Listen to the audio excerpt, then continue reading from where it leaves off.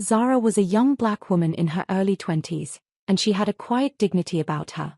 She wasn't tall, maybe 5'5", but she carried herself straight, like she had a secret. Her skin was a beautiful, deep cocoa color, and her hair was styled in neat, short twists that framed a face that was usually ready to smile.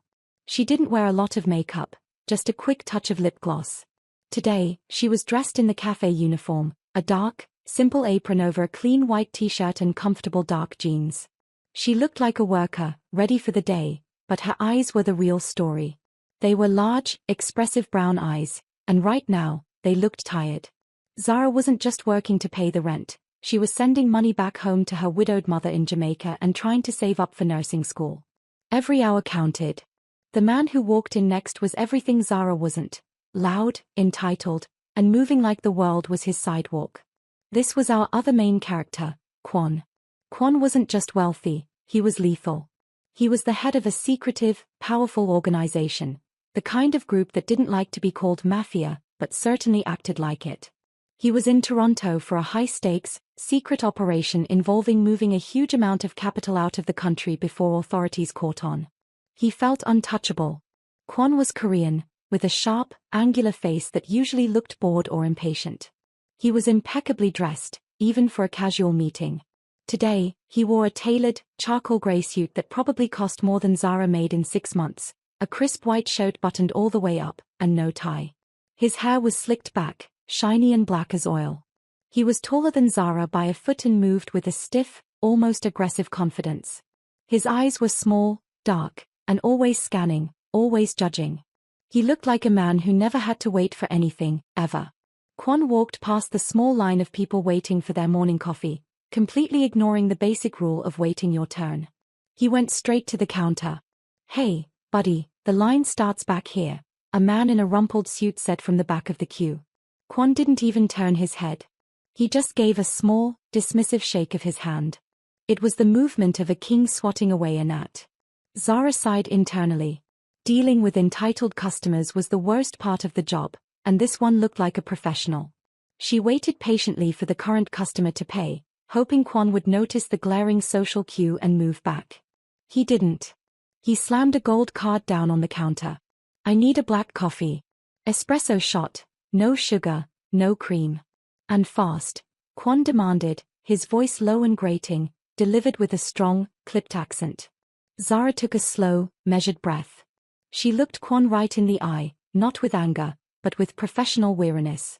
"Good morning, sir," she said, her voice smooth and gentle, contrasting sharply with his aggressive demand. "The line starts there, and I'll be happy to take your order when it's your turn. It'll just be a few minutes." Kwon stared at her. His face didn't change, but his eyes narrowed slightly, like he couldn't believe his ears. In his world, when he spoke, things happened instantly. "You don't understand," Kwon said, leaning over the counter just slightly. "I don't wait. I said I need the coffee now." The man from the back of the line now piped up again, a little louder. "She told you, pal. Wait your turn." Kwon finally turned his head, just enough to look at the other customer. He didn't speak. He just gave the man a long, cold stare, the kind of look that made the other man suddenly remember he was late for a meeting and needed to check his phone. The customer immediately fell silent and shuffled awkwardly. Kwon had that kind of power, the power of unspoken threat. He turned back to Zara, placing his hands flat on the counter. "Look," Kwon said, dragging the word out slowly. He let his gaze drift down to her name tag, then up to her hair, and then settled on her eyes. The look wasn't sexual, it was purely, devastatingly condescending. "I don't have time for this Canadian politeness. Hurry up. Just get the coffee. I'm giving you a massive tip." Zara felt a slow burn start in her stomach. It wasn't just that he was rude, it was the way he saw her, not as a person, but as a slow-moving obstacle. It was the casual disrespect, the assumption that her time, her rules, and her presence didn't matter. "Sir," Zara repeated, keeping her voice even, though it was a struggle. "I appreciate your business, but this cafe runs on a first-come, first-served basis. The customer before you ordered a latte and I need to steam the milk. It will be ready in 60 seconds. You may order after I serve her." Kwon let out a sharp, almost inaudible sound that might have been a laugh. He looked at the customer waiting behind the man in the rumpled suit, a kindly-looking older black gentleman, wearing a simple wool coat. Kwon then looked back at Zara. "No, I don't think you do understand," Kwon said, lowering his voice until only Zara could hear it clearly. "I am giving you an instruction. Do you understand instructions? I do not wait behind people like them." He didn't even have to point to the line. The implication was clear. He was a rich, powerful man, and the line was full of common workers, and specifically, the last customer Zara was serving and the next man in line were black. His contempt was naked and ugly. In that instant, something inside Zara snapped. She had dealt with rude people, but never someone who so openly displayed such deep, casual prejudice and entitlement. This was more than just a bad customer. This was a man who believed the fundamental rules of decency and respect simply didn't apply to him or to her. She took the woman's latte, placed it carefully on the counter, and gave the customer a genuine smile.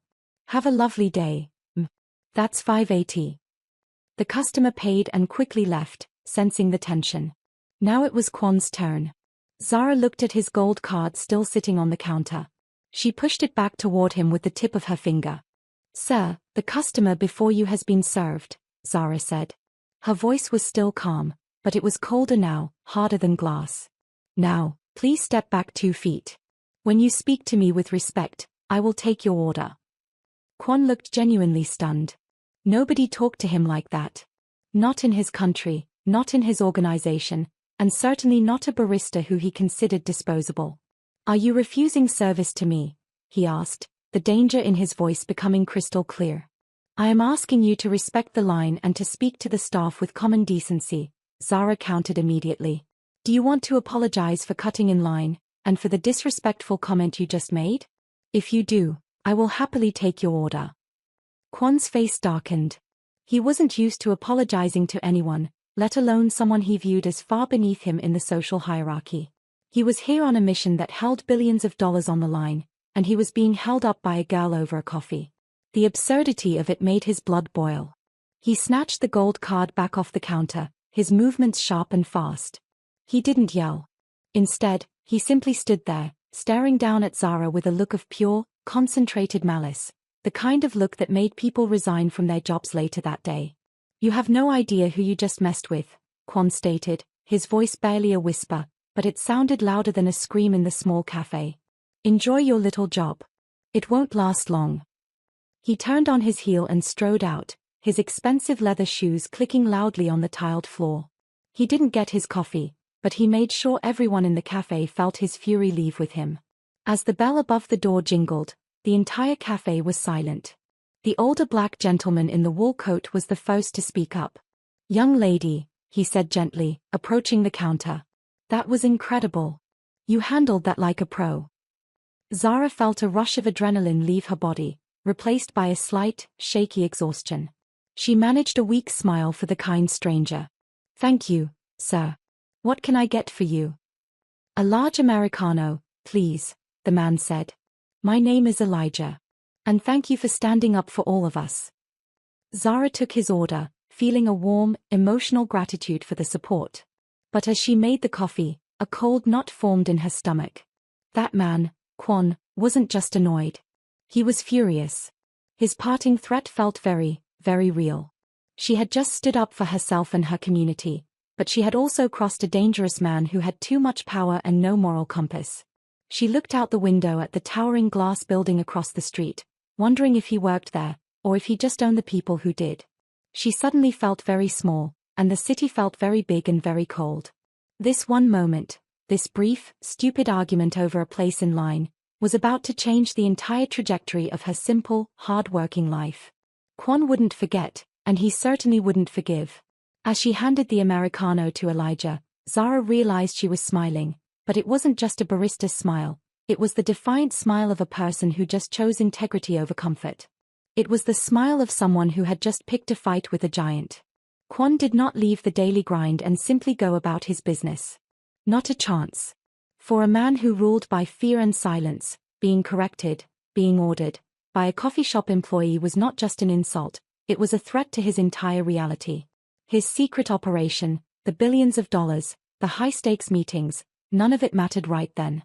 All that mattered was the stinging burn of humiliation he felt because of a girl in a white t-shirt.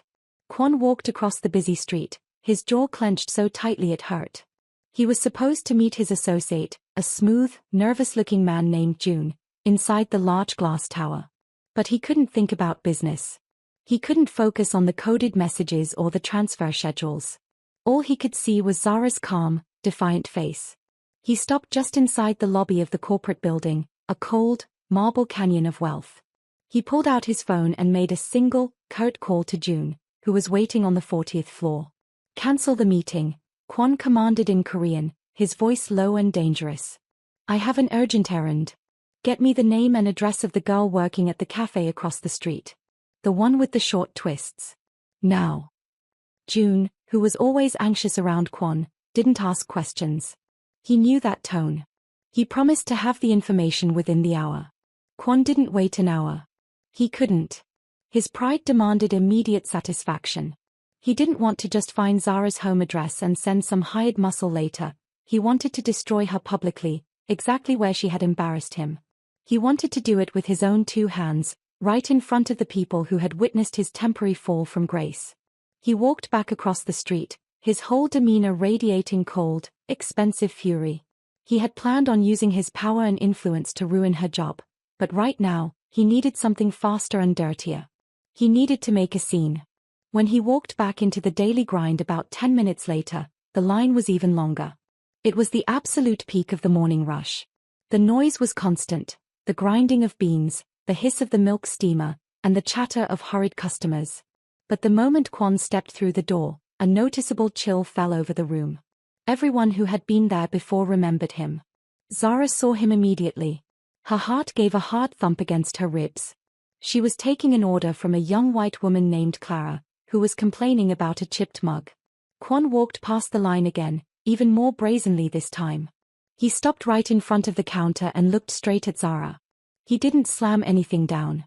He just stood there, towering over the counter, his expensive suit looking completely out of place against the worn wooden stainless steel. He pulled a thick, tightly rolled wad of cash, at least $1,000 in crisp hundreds, from his inner jacket pocket. He threw the roll down on the counter with a soft, heavy thud.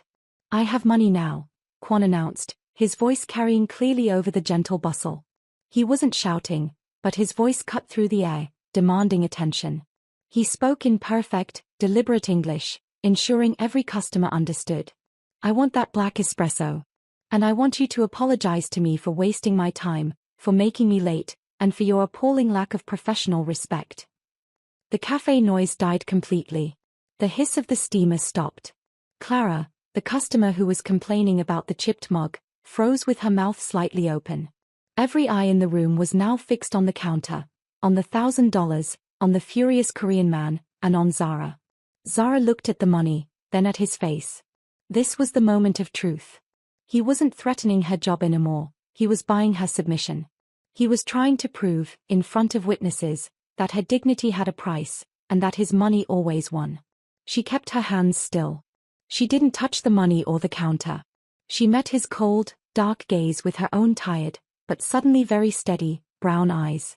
"Sir," Zara said, her voice quiet but firm, forcing the entire room to lean in to hear. "I will not apologize for asking you to follow the rules that every other customer in this room respects." Kwon scoffed, a quick, ugly sound. "Rules? You call this place a democracy? You work here. You are an employee. The customer is always right. The customer has the money. You just lost your manners and perhaps your sense of reality." He pushed the cash slightly toward her. "Take the money. Make the coffee. We forget this incident." Zara looked down at the money one last time. She thought of her mother back in Jamaica, of the expensive nursing school tuition, and of the fear of losing this job. She could just take the money, make the coffee, and avoid the fire. It would be the smart thing to do. But the thought of the look in his eyes, the look that said she and people like her were interchangeable, disposable background characters, made her feel ill. She took a clean, black napkin from the dispenser. She placed it carefully on top of the stack of cash. Then, she picked up the stack of cash using the napkin so her fingers never touched the money. She pushed the whole thing, money and napkin, gently back toward him. "Sir," she said, her voice now ringing with absolute confidence. I don't want your money. I make good coffee. I follow the rules. And I treat everyone with respect. I expect the same in return. You came back here to buy my apology, and I am telling you, that item is not for sale. She paused for a beat, letting the weight of her refusal settle in the utterly silent cafe. Then, she took the final, decisive step. Now, for the last time. Either you step to the back of the line and wait your turn, or you need to leave. You are disrupting my business. The entire room was frozen. The air was thick with tension. Customers held their breath, waiting for the powerful man in the expensive suit to explode. Kwon's face turned from cold anger to a kind of stunned, burning confusion. This had never happened. Never. He was used to people cowering, folding, taking the cash and the humiliation. He expected a frightened stutter, tears, anything but this calm, rock-solid defiance. The way she had picked up the money with the napkin, like it was dirty, was a physical rejection he would never forget. He was stunned. He was humiliated. He had just tried to buy off a poor worker in front of 20 witnesses, and she had publicly refused his money and told him to wait in line. He didn't speak. He just scooped up the cash, crushing the $100 bills in his tight fist. He gave Zara a look that was no longer just angry, but actively vengeful. It was a look that promised long, complicated pain. Kwon turned sharply and walked out of the cafe for the second time, but this time, he didn't click. He almost stumbled, his expensive shoes catching slightly on the entrance mat. The public rejection had actually managed to physically shake him. As the door closed, there was a collective, audible gasp, followed by a sudden burst of activity. People started moving, talking, and whispering. That was amazing. A customer named Leo, a young delivery driver, whispered loudly from the line. The man, Elijah, from the first encounter, stepped up again. He didn't need a coffee, but he needed to talk to Zara. Young lady, I don't know who that man is, but you just took a major risk, Elijah said, his voice laced with admiration, but also genuine concern. He looked like trouble, the expensive kind. Zara leaned over the counter, the adrenaline fading and the cold fear returning. I know, Elijah. But I couldn't let him win. I just couldn't. She knew she had won the battle for her own integrity, but she had certainly just signed up for a war.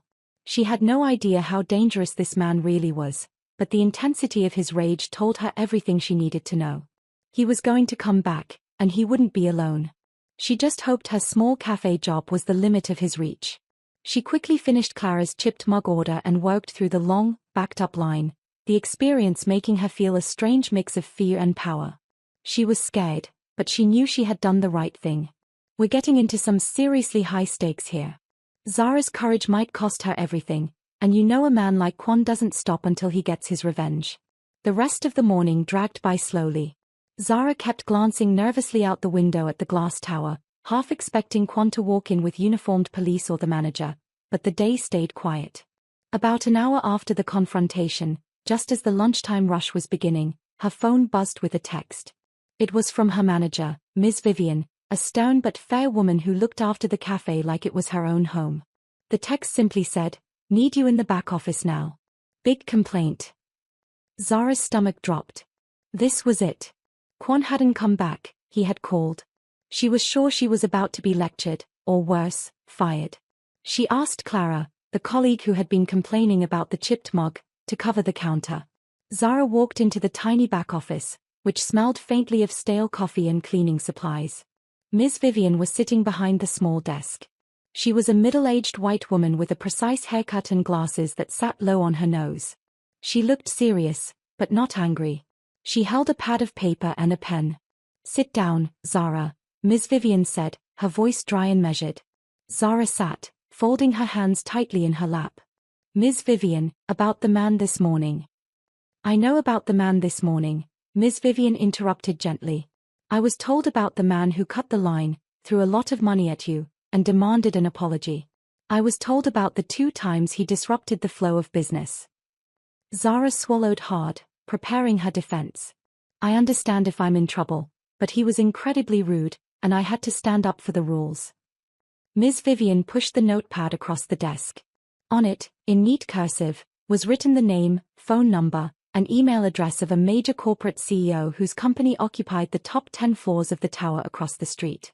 This man, Ms. Vivian said, tapping the pad with her pen, called me personally 15 minutes ago. He apologized profusely for the behavior of a third-party contractor that was meeting with him today.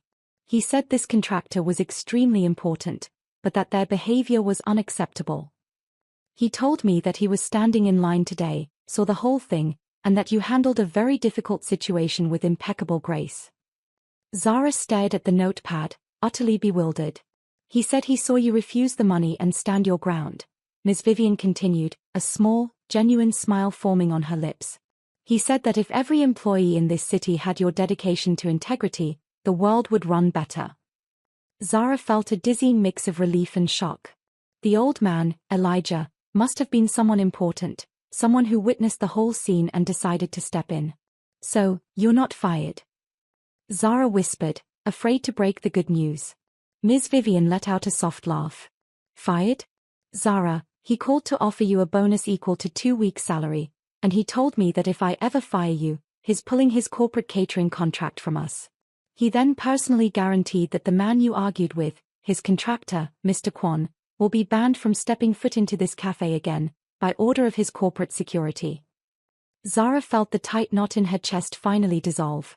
She wasn't just safe, she had won. Her courage had not only saved her dignity but had been rewarded by a kind stranger who had a surprising amount of clout. He also told me, Ms. Vivian added, her voice dropping to a conspiratorial whisper, that the contractor, Mr. Kwon, was immediately dismissed from his meetings because of his display of arrogance, and he was forced to leave the building. He hasn't just been humiliated in front of you, he's been humiliated in front of his powerful associates, and he failed his high-stakes mission. All because he couldn't wait 3 minutes for a coffee.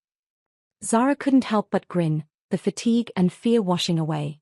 The proud, powerful man who had tried to crush her was the one who had been crushed, by a far greater power, the kind of quiet integrity that even the rich and powerful sometimes respect. Her strength had not only defended her, but it had instantly dismantled his business plan. Justice, swift and complete, had been served. She thanked Ms. Vivian profusely, feeling a profound gratitude for the kind stranger, Elijah, whose intervention had truly saved her day. She walked out of the office and back to the counter with a new spring in her step and a newfound confidence. She had stood up to a bully who had tried to use money and prejudice as weapons, and she had won.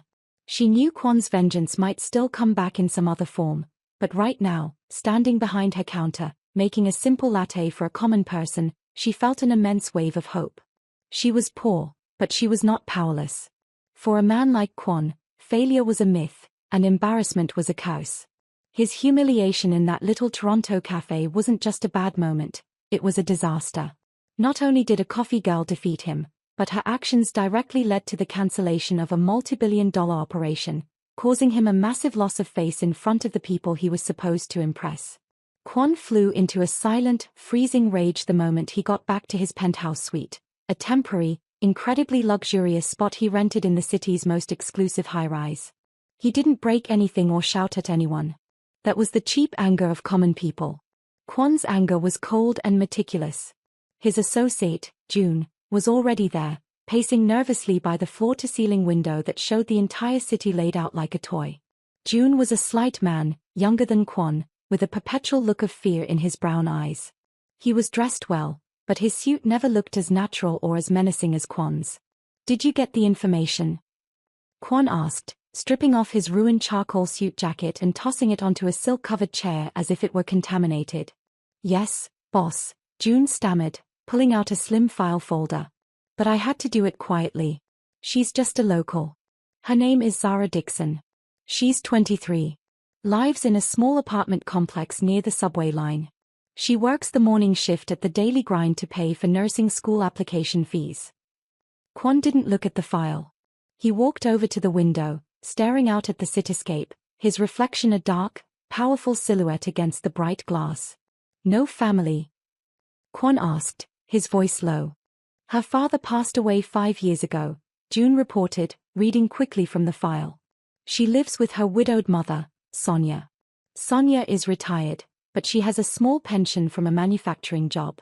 They are close. Very quiet life. No debts, no trouble with the law. She's boring, boss.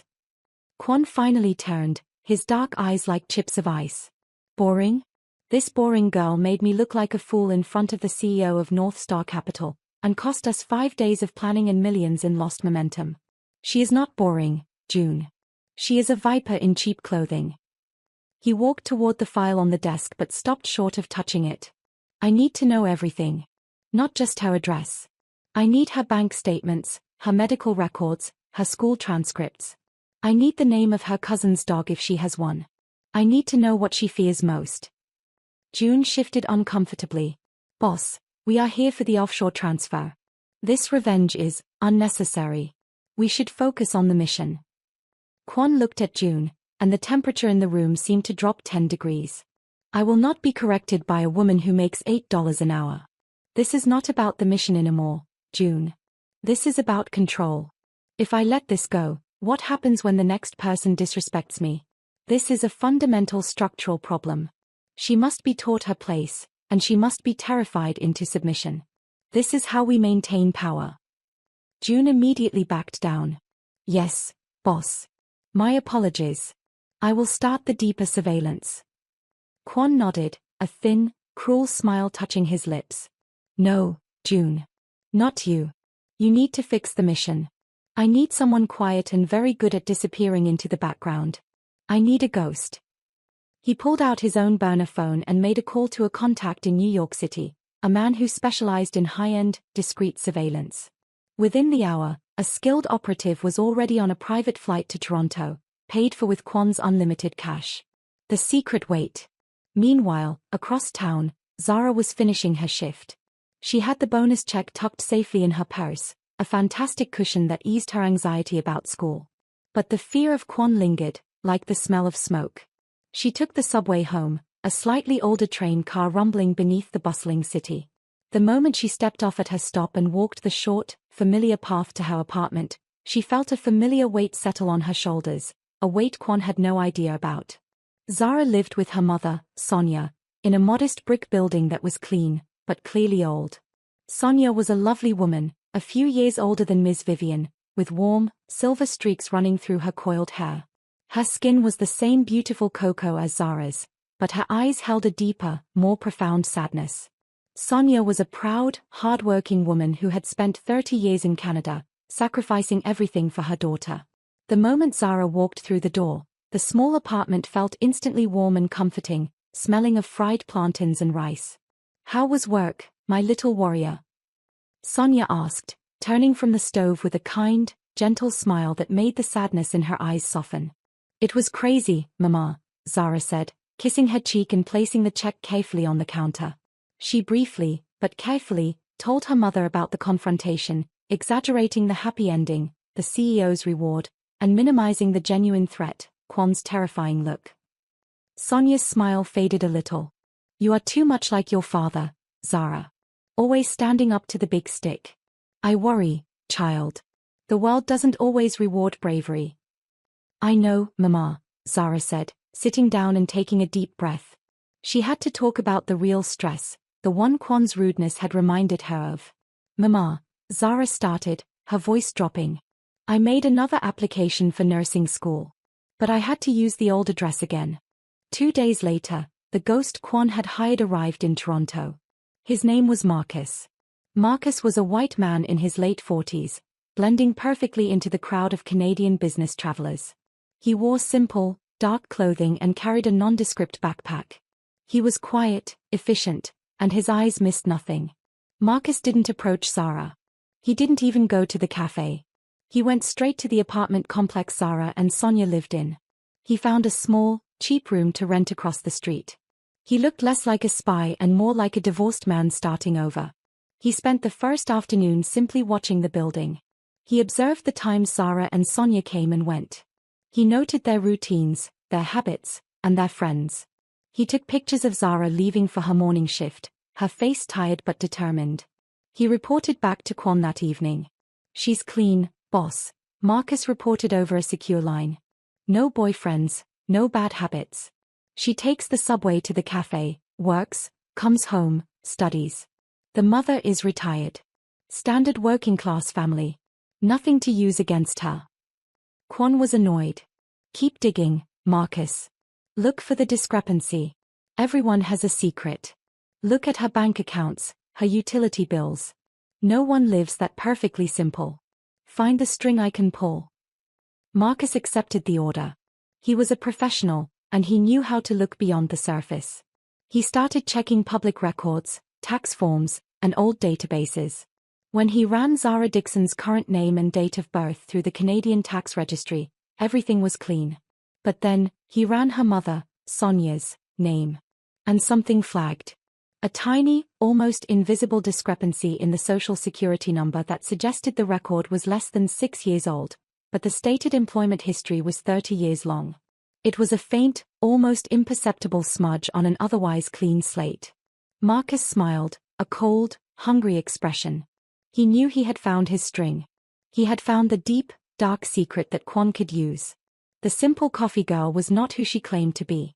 The obsession had begun. Kwon just wanted to hurt her ego, but now he had stumbled onto a dangerous secret, a secret that, if exposed, wouldn't just cost Zara her job, but possibly her life and her mother's.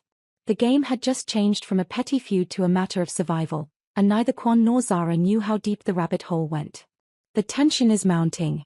Zara's past is about to collide with Kwon's vengeful present, putting her and her mother in serious danger. You don't want to miss what Kwon does next when he learns the truth about Zara's identity. Kwon was a man accustomed to success, and now, failure had poisoned his every waking moment. The humiliation from the cafe, combined with the professional disaster of his mission being cancelled, had turned his cold, calculating anger into a hot, brittle obsession. He was stuck in Toronto, waiting for June to patch up the damage and reschedule the corporate meeting. He felt trapped. To make things worse, Marcus, his surveillance man, had just delivered a startling report. Zara Dixon's life was a lie. The names, the dates, it was all clean on the surface, but the underlying records were suspiciously young. She was hiding something big, something that went beyond simple financial struggles. This new information didn't calm Kwon, it infuriated him more. He hated being fooled. He hated secrets he didn't control. Kwon decided he needed air. He didn't want to talk to June, and he certainly didn't want to think about the billions in delayed funds. He needed to walk, to remind himself that he was still powerful. He left his penthouse and wandered into the dense, busy streets of downtown Toronto, avoiding the glass tower and the infamous cafe. He ended up in a slightly older, less flashy district, a part of the city with independent bookstores, small ethnic grocery stores, and quiet public parks. It was the kind of place ordinary Kwon people stopped in front actually of lived her, and shopped, blocking her path. Kwon was dressed down He today, didn't smile slightly. He wasn't He wore overtly expensive, threatening, dark but his jeans, presence, a black tall, turtleneck, imposing, and a long, and dressed tailored in heavy coat, black, the was kind of intimidating clothing that enough still on its screamed own. wealth but allowed Ms. him to Dixon, move quickly. Kwon said, He looked using at the her name people for the walking first by time. with disdain, Hearing it but from he his forced lips, himself to so focus close, on the sent a architecture. shiver down And Zara's then he saw spine. her. We need It to wasn't talk. a setup. We It have was a nothing to genuine, talk about, cruel twist sir, of fate. Zara said. Zara was clutching coming her out of a pharmacy bag small, tight bright against her pharmacy, chest. carrying She a forced prescription herself bag. to stand tall. She wasn't in her remembering her uniform win at the cafe. She was in a simple, You were banned knitted from the black cafe. sweater and jeans. I suggest you go back to your nice building and leave me alone. She or looked I will tired. call the police. Her shoulders slumped slightly Kwon under the laughed, weight of a worry harsh, about her mother, dry sound Sonia, that had no who humor had in been it. struggling with a Police? persistent cough lately. You think I'm afraid She of the didn't see him police? at first. No, She my was dear. looking down at her I phone, wanted to see you texting here, her mother alone, about the medicine. because I realized Kwon something stopped important. dead in his tracks. He His stepped heart, closer, usually invading a her steady, space, mechanical his eyes pump, boring gave into a hers. single, hard I thump realized against that his I may ribs. have been too The sight impulsive of her, at the unarmed, cafe. alone, I was in wrong a to setting cause a far scene. from her protected I had a counter, bad day. sent a rush I of was dangerous delayed on a excitement very, through very him. expensive It was a trip. chance, a gift Zara from blinked, fate. surprised. He didn't hesitate. This was not the He icy crossed the rage she street with a expected. long, quick It stride. almost sounded like Zara an finally apology. looked up from her Are phone you just as he was apologizing? nearly on She top of asked her. skeptically. Her body I tensed am instantly. explaining. The blood corrected drained from her sharply, face, and and an her explanation eyes, is usually worth more warm, than a simple went wide apology. and cold with I am recognition telling you and that fear. you interfered with You, something you don't she whispered, understand. taking a I half want step to offer back, you money, ready to bolt. a significant amount, for your time, and for the inconvenience I caused you. He paused, his eyes searching hers, looking for the flicker of greed, the weakness he could exploit. Let's call it a peace offering, Kwon added, trying to sound reasonable. I will pay you $10,000. You take the money, and you forget my face. We are done. A quiet end. Zara stared at him, bewildered by the shift. $10,000 was life-changing money for her.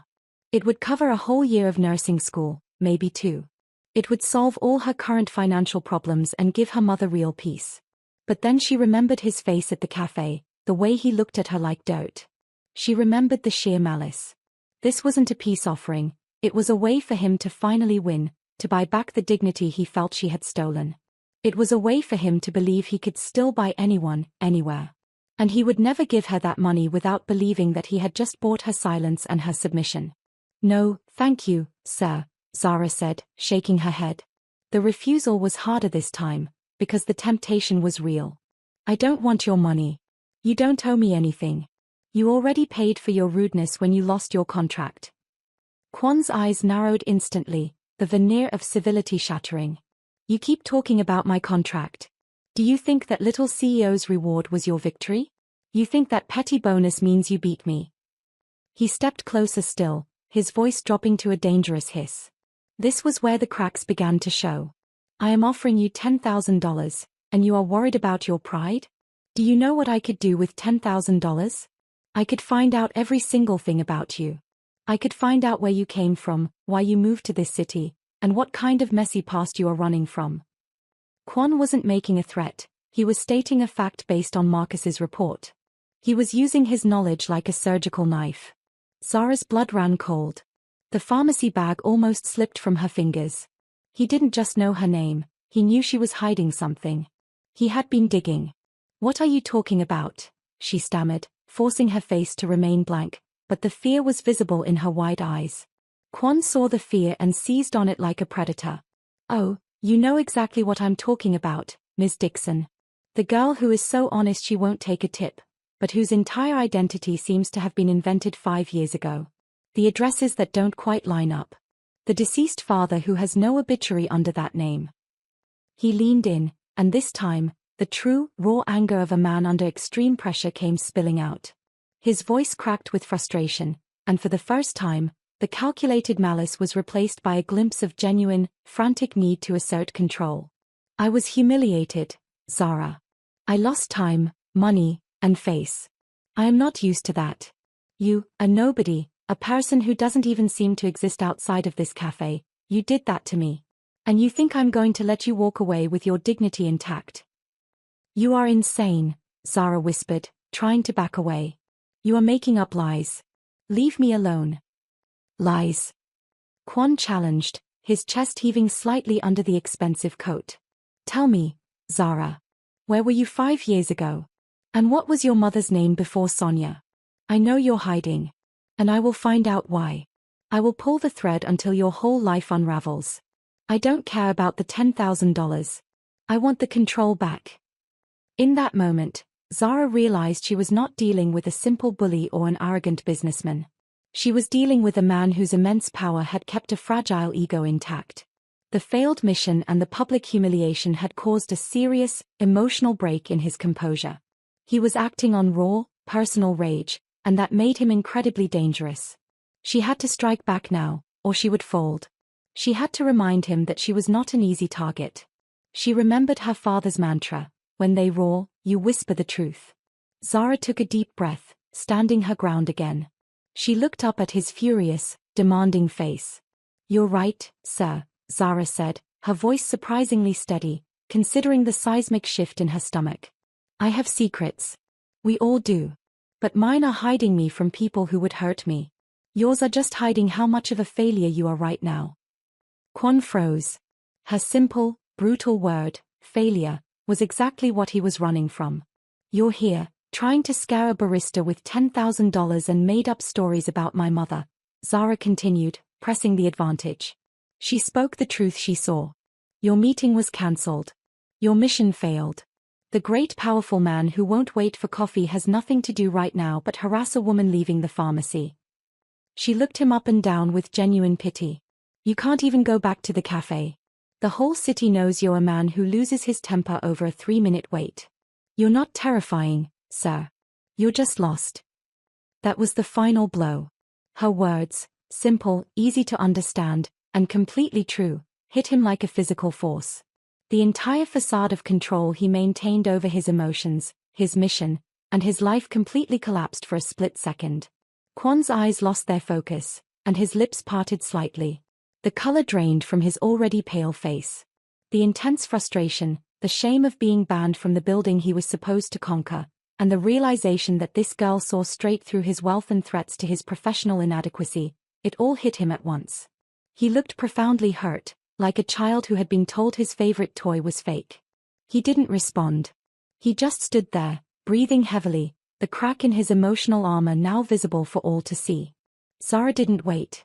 She used the moment of his stunned silence to slip quickly around him. "I'm calling the police if I see you near my home or my work again," she said, her voice now hard and commanding. "Go fix your mission, sir. Leave me out of your drama." She walked away quickly, her heart pounding against the fragile paper bag. She didn't look back until she had rounded a corner and was sure he wasn't following. She was shaking, but she had survived the second, even more dangerous clash. She hadn't just stood up to him, she had seen his weakness, and she had exploited it. Now, she was absolutely certain of two things: she was in genuine danger, and he was not going to stop. He needed to destroy her to fix himself. The battle has moved off the counter and into the streets, and now Kwon knows Zara's biggest secret, that she has won. And Zara just found Kwon's emotional weak spot, the fear of being seen as a failure. Their conflict is now deeply personal and terrifying.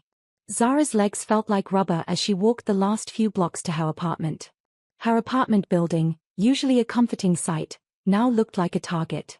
She didn't dare look behind her, but she could still feel Kwon's furious presence lingering in the air. She knew she had done the right thing, standing up to him. She knew her courage had won the day. But this second clash was different. At the cafe, she beat his arrogance. On the street, he had struck at her deepest fear, the past. "Where were you 5 years ago?" The question echoed in her head, sharp and cold. How did he know? Had he found the fake IDs already?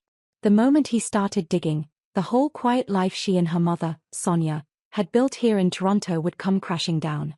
When Zara finally got inside the small, familiar apartment, she locked the door with 2 clicks and stood against it, breathing heavily.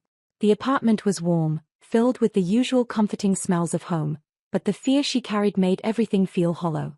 Sonia was in the living room, knitting a blanket, her silver-streaked hair catching the late afternoon light. She looked up, her kind eyes immediately registering Zara's distress. "My heart, you look like you saw a ghost," Sonia said, setting the needles down carefully. Zara walked over and sat down hard on the sofa next to her mother. She took Sonia's hand, the familiar touch offering a small anchor. "I saw him again, Mama," Zara confessed, her voice thick with panic. "The man from the cafe. Kwon. I saw him near the pharmacy." Sonia's face tightened. "What did he do? Did he threaten you?" Zara swallowed. She couldn't tell her mother that Kwon knew they were using false names. She couldn't add that burden to Sonia's already heavy heart. "He tried to bribe me," Zara lied, keeping the worst part hidden. "He offered me $10,000 to apologize to him and forget the whole thing.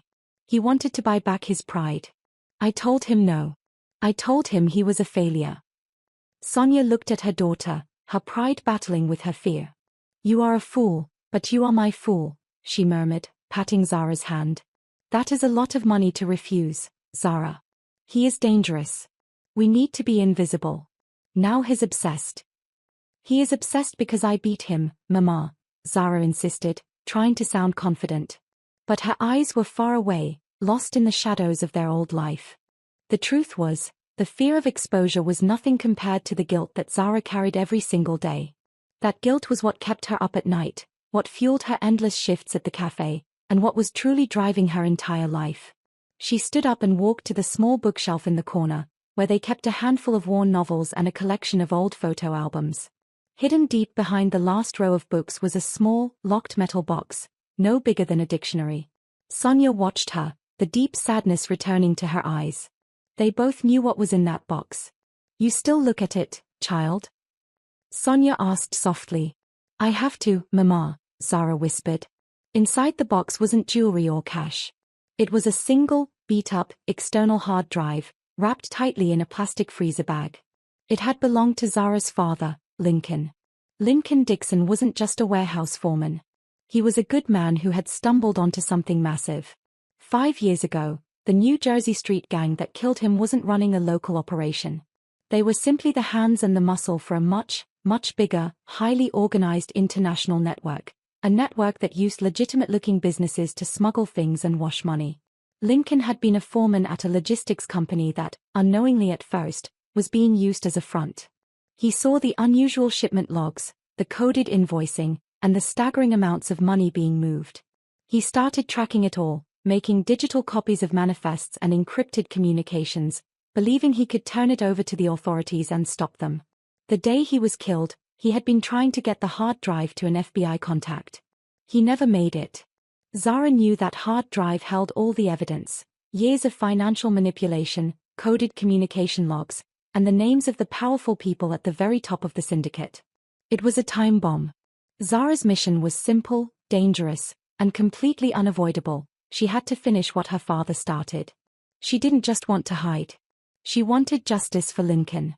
The moment they settled in Toronto and established their false identities, Zara's focus shifted. She didn't want the gang to just be looking for her, she wanted to find the gang, and crush them with the truth her father died to protect.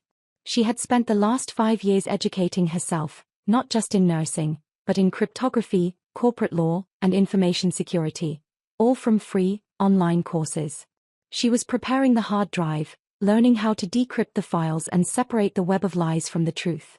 She wanted to present the authorities with an ironclad case that would put the people who ordered her father's death behind bars forever. I was so close to finishing the decryption on the main ledger file, Zara confessed to her mother, holding the hard drive like it was a heavy stone. It's the key piece. It names the corporate directors, Mema, the ones who hide the muscle. But it's the last layer of encryption. It's too complex for me to break without risking a complete wipe of the data. Sonia watched her with a mixture of love and terror. Child, your father knew the risk. Let it go. We have survived. That is the justice we need. No, Mama. Surviving is a gift. Justice is what we owe him, Zara insisted, her brown eyes blazing with a fierce, quiet intensity. Every day I refuse to act is another day I feel responsible for him not finishing the job. I can't go to nursing school until I do this. I can't live a lie knowing the truth is in this box.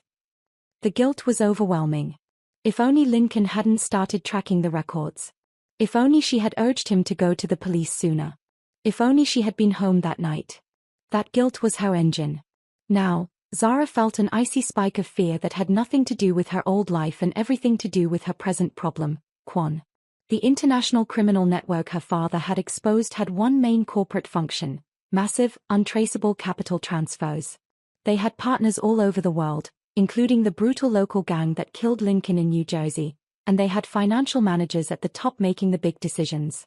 Zara stared at the hard drive, then out the window toward the glass tower where Quan had his failed meeting. Mama, Zara said, her voice barely a whisper, a terrifying realization washing over her. Quan's mission. The one he failed because of me. The one he was trying to push through North Star Capital. What about it, child? Marcus, my father's friend who helped us disappear, he told me about that company years ago. They are a third-tier financial partner in the network my father was investigating. Not the head, but a crucial link. Sonia's eyes widened with pure dread. You mean, that Korean man is connected to them? The people who killed Lincoln? Quan is here to oversee a massive financial transfer, Zara confirmed, nodding slowly, her heart now racing. If my father's evidence exposed the network's corporate heads, it would cripple their ability to move money. Quan is the money man. He is the high-level financial manager for this international syndicate. The New Jersey gang was just their local muscle. Quan is the CEO of the company my father exposed. The reality was crushing. Zara hadn't just angered a random rich man, she had stumbled into a direct conflict with the very organization that had murdered her father and forced her to live a life of fear and deception. The simple dispute over a cup of coffee was not an accident. It was a head-on collision between her past and the heart of the organization she was hunting. Quan didn't just pose a threat to her fake identity, he was the central target of her father's secret mission. And now, thanks to Marcus's digging, Quan knew she was hiding something, and his curiosity would lead him directly to the hard drive, the evidence, and the complete destruction of his own operation. Zara closed the metal box with a quiet, decisive click. The fear was still there, but it was now overshadowed by a burning sense of purpose. Her isolation was over. Her mission was no longer something she did alone in a dark room. It had just walked right into her life, demanding that she act. Kwon was looking for a ghost with a hidden past. Zara was about to reveal that the ghost was actually the only person on the planet who had the evidence to sink his entire empire. She just had to finish decrypting that final file before he exposed her. She looked at her mother, a new determination shining in her tired eyes. "I'm not putting the hard drive away, Mama. I'm starting to work on the last file tonight." This is the turning point, the crucial link that throws Zara and Kwon into a high-stakes, life-or-death battle. Zara, the simple barista, is now unknowingly holding the key to the entire operation Kwon is here to fix. She has the evidence, and he has the resources to destroy her. The stakes couldn't be higher.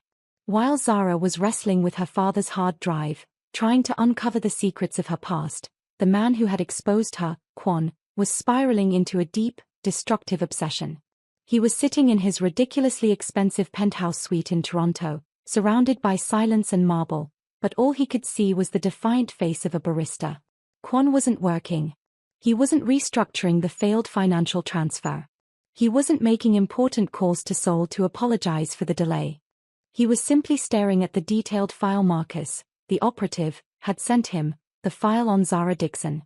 He looked at the tiny discrepancies Marcus had found, the mismatched addresses, the 5 years of missing records, the suspiciously fresh social security number for her mother, Sonia.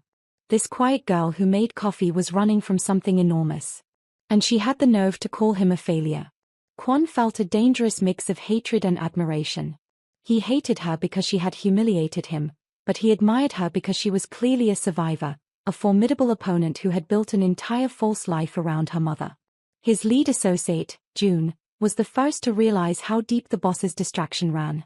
June was in the suite, trying to look busy by organizing stacks of financial reports, but his real job was to manage Kwon and keep the mission on track. June cleared his throat nervously. "Boss, the new transfer schedule is ready. We can finalize the move by the end of the week if we leverage the Shanghai assets instead of the Toronto account. We just need your final sign-off on the coded sequence." Kwon didn't move. He didn't even acknowledge June's presence. He was scrolling through the blurry, long-lens photos Marcus had taken of Zara leaving her modest apartment building. "Boss, did you hear me?" June tried again, his voice rising slightly with anxiety. "The delay is already causing severe pressure from Mr. Beck in Hong Kong. They are threatening to pull the capital." Finally, Kwon turned. His eyes were not focused on June, but somewhere far behind him. "Mr. Beck is weak," Kwon said dismissively, his voice flat. "Let him pull it. We don't need his peasant money.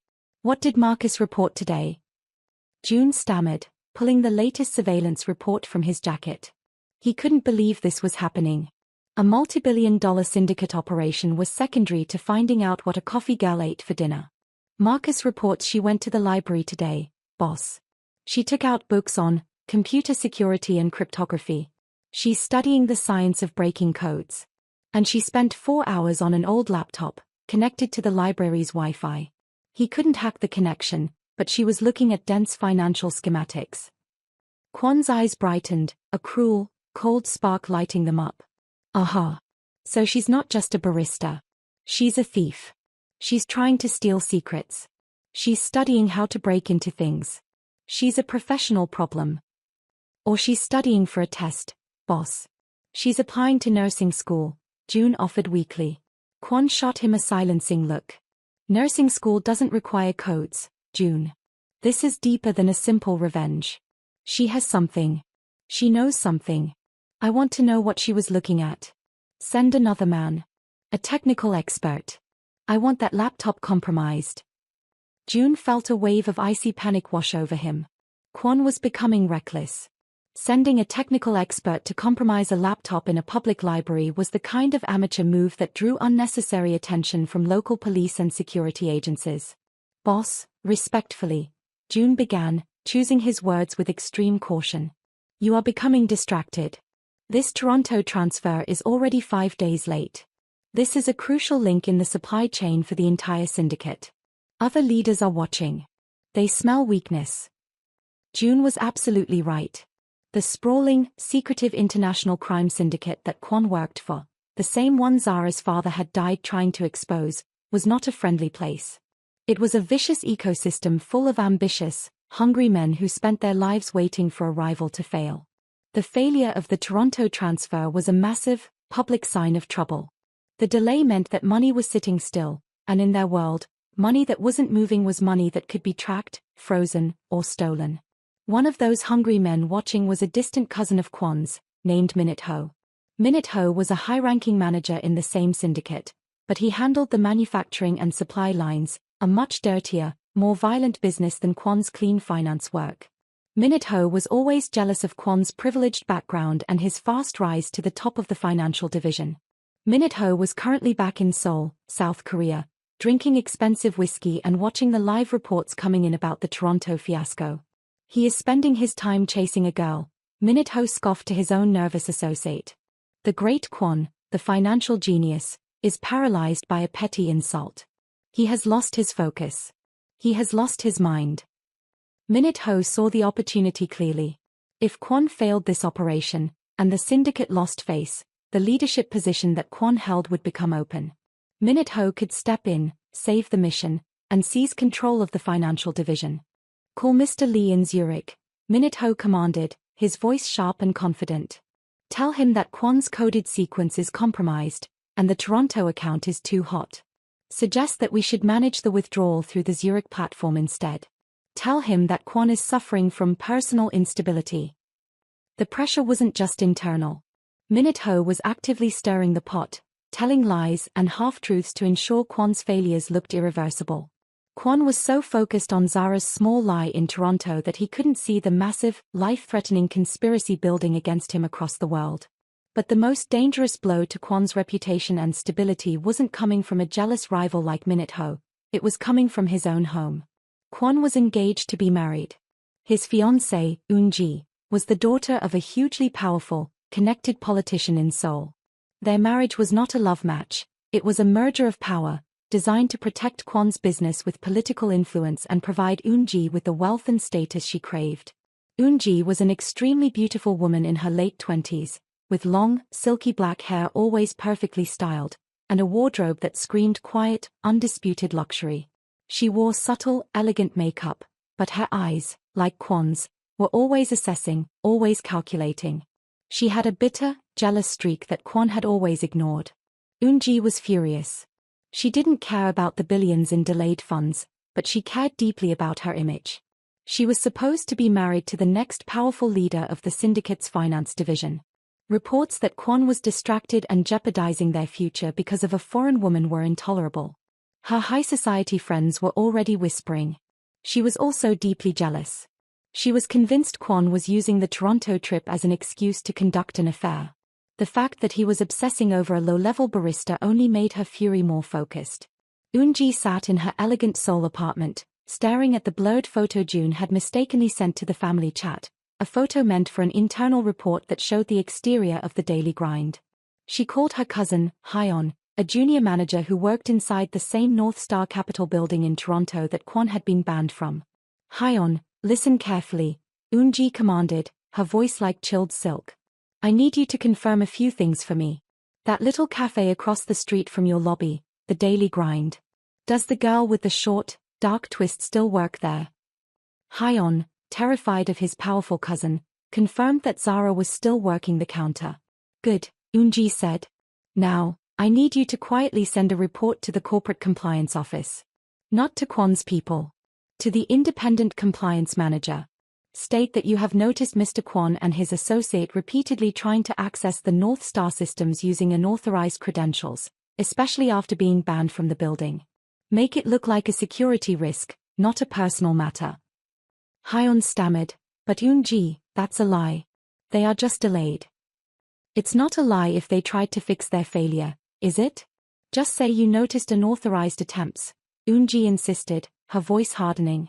If the corporate compliance manager sees a security risk tied to the massive financial operation that just got frozen, he will have to report it up the chain, directly to the regulators. This will freeze Kwon's accounts and assets in Canada immediately. He will be forced to come home. Eunji's plan was beautiful and simple in its cruelty.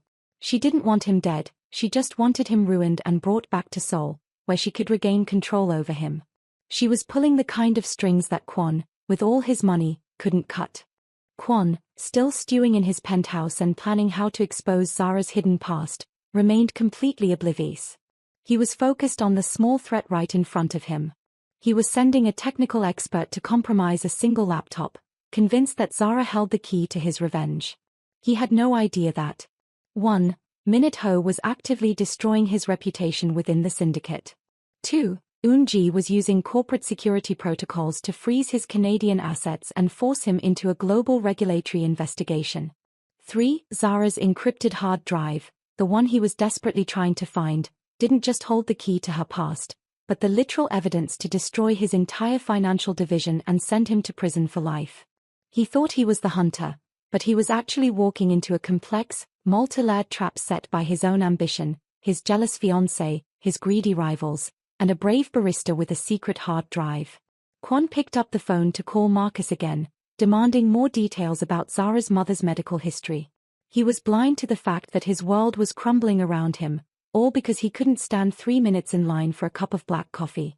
The stage was set for a massive collision. For 3 days, Zara had barely slept. She was obsessed, fueled by coffee and the burning conviction that she had to finish her father's mission. The fear that Kwon knew her secret only increased her urgency. Every hour she waited was an hour Kwon's men were digging deeper into her life. She sat at her small, rickety desk, the hard drive from her father, Lincoln, plugged into her aging laptop. The final encryption layer on the ledger file, the one that named the corporate heads of the syndicate, was impossible to crack with the software she had. It was a military-grade lock. "I need a better key," Zara muttered to herself. She realized she needed a specific, powerful piece of decoding software, and she couldn't download it from her apartment's Wi-Fi. It was too risky. She needed a secure connection and a disposable computer terminal. She had an old contact, a kind but shady electronics repairman named Mr. Chen who ran an obscure shop in a rough industrial section of Mississauga, outside of Toronto. Mr. Chen was known for ignoring questions and having the best, most expensive tools for any technical problem, no questions asked.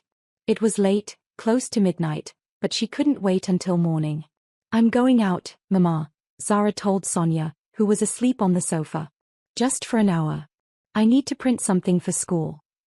Sonia just mumbled and shifted, allowing Zara to slip out quietly, wearing a heavy, oversized jacket to blend in and carrying her precious hard drive deep inside an inner pocket.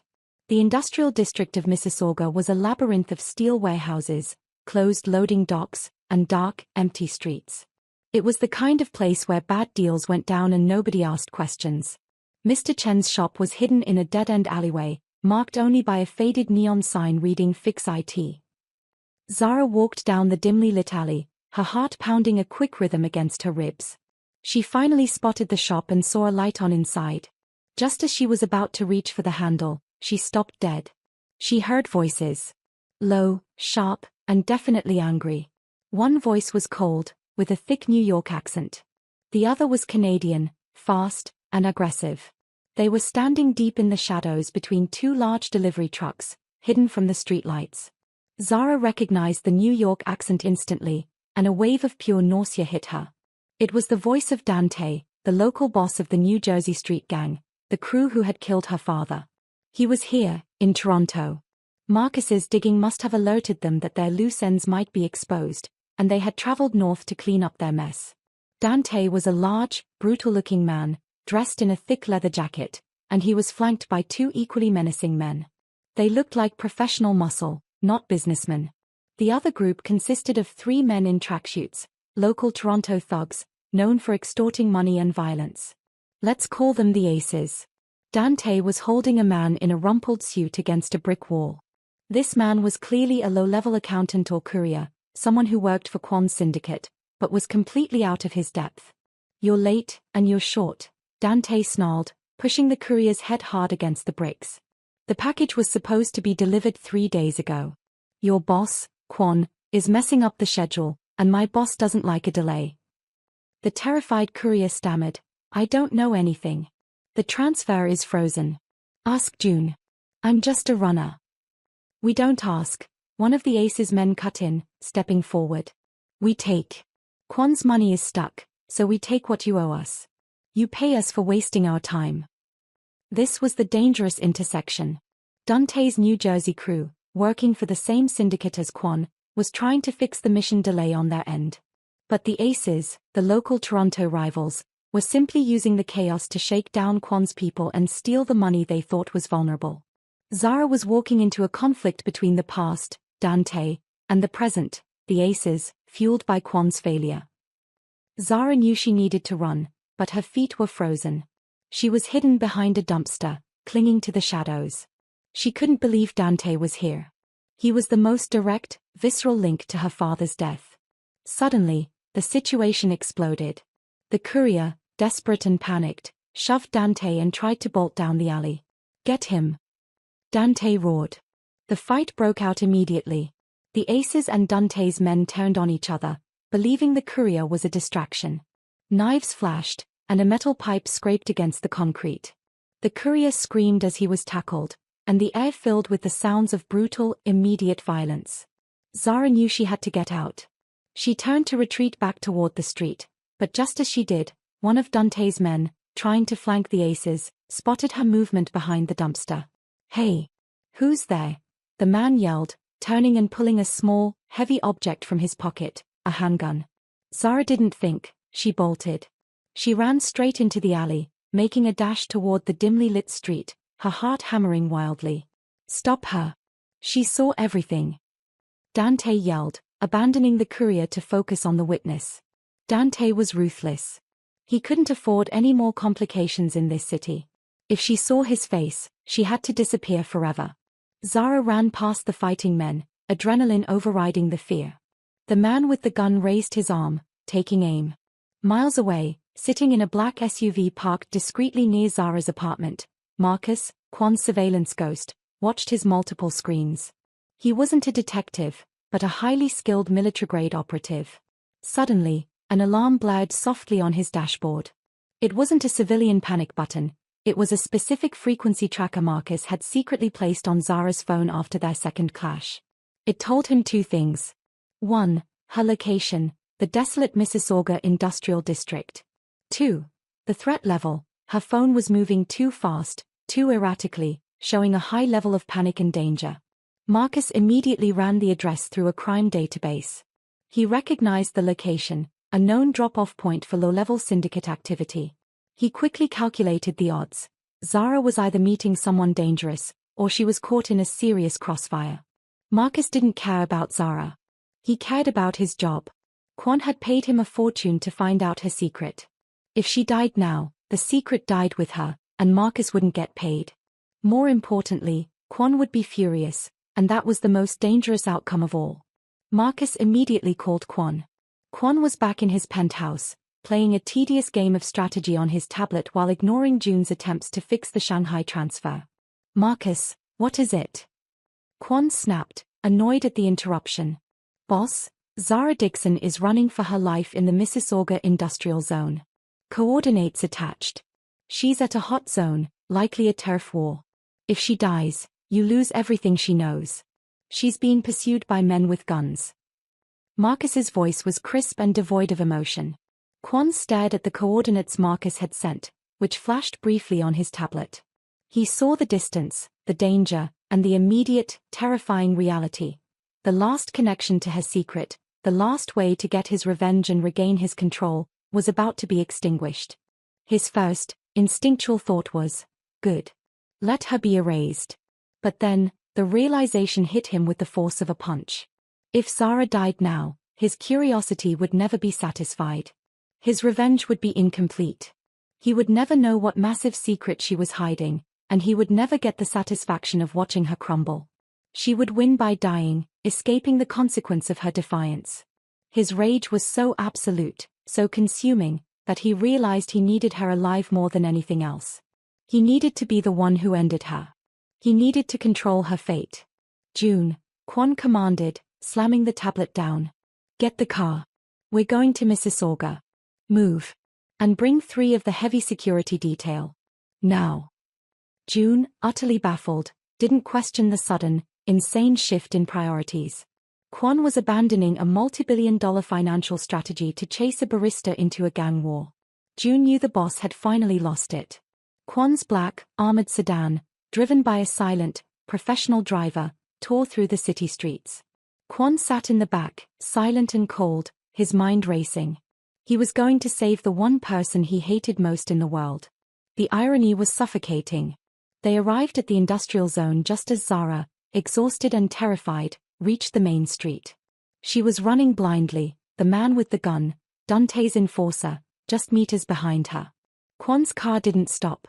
It sped up. With a sudden roar of the engine, the black sedan swerved violently, cutting off the pursuing gunman, forcing the enforcer to slam into the side of a parked shipping container to avoid being hit. The car didn't touch the man, it simply removed him from the chase with a precise, violent maneuver. Zara, seeing the massive black car, thought she was about to be run over. She stumbled and fell onto the curb, scrambling to get up. The sedan screeched to a halt beside her. The back door opened instantly. Kwon didn't look at her. He spoke to his 2 large, stone-faced security men in the front seat. Go. Finish them. Clean up the chaos. Anyone who touches my interests in this city, eliminate the threat. Do not harm the girl. The security men, dressed in simple black suits, were out of the car and back into the dark alley in less than 3 seconds. They were professionals, moving like lethal shadows. The sounds of the renewed fight were muffled, then quickly silenced by professional, precise force. Kwon finally looked at Zara, who was staring up at him, her chest heaving, her eyes huge with panic and confusion. Get in the car, Kwon ordered, his voice flat, devoid of emotion, like he was ordering room service. Zara, seeing the expensive suit, the cold eyes, and the sheer audacity of the rescue, was more terrified now than she was in the alley. No. You did this, she gasped. If I did this, you would be dead, Ms. Dixon, Kwon snapped, annoyed. He reached out and grabbed her arm, pulling her with a surprising, gentle force into the safety of the back seat. He did not let go until the door was slammed shut. He spoke to the driver. Go back to the penthouse. Quietly. As the car pulled away, leaving the silent, now empty alley behind, Zara realized that the man she hated, the man who was hunting her, had just saved her life. He looked down at her, the confusion in his own eyes mirroring hers.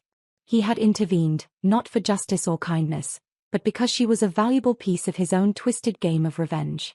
He had just gone against every instinct he had, proving to himself and to her that his obsession was now fully in control of his life.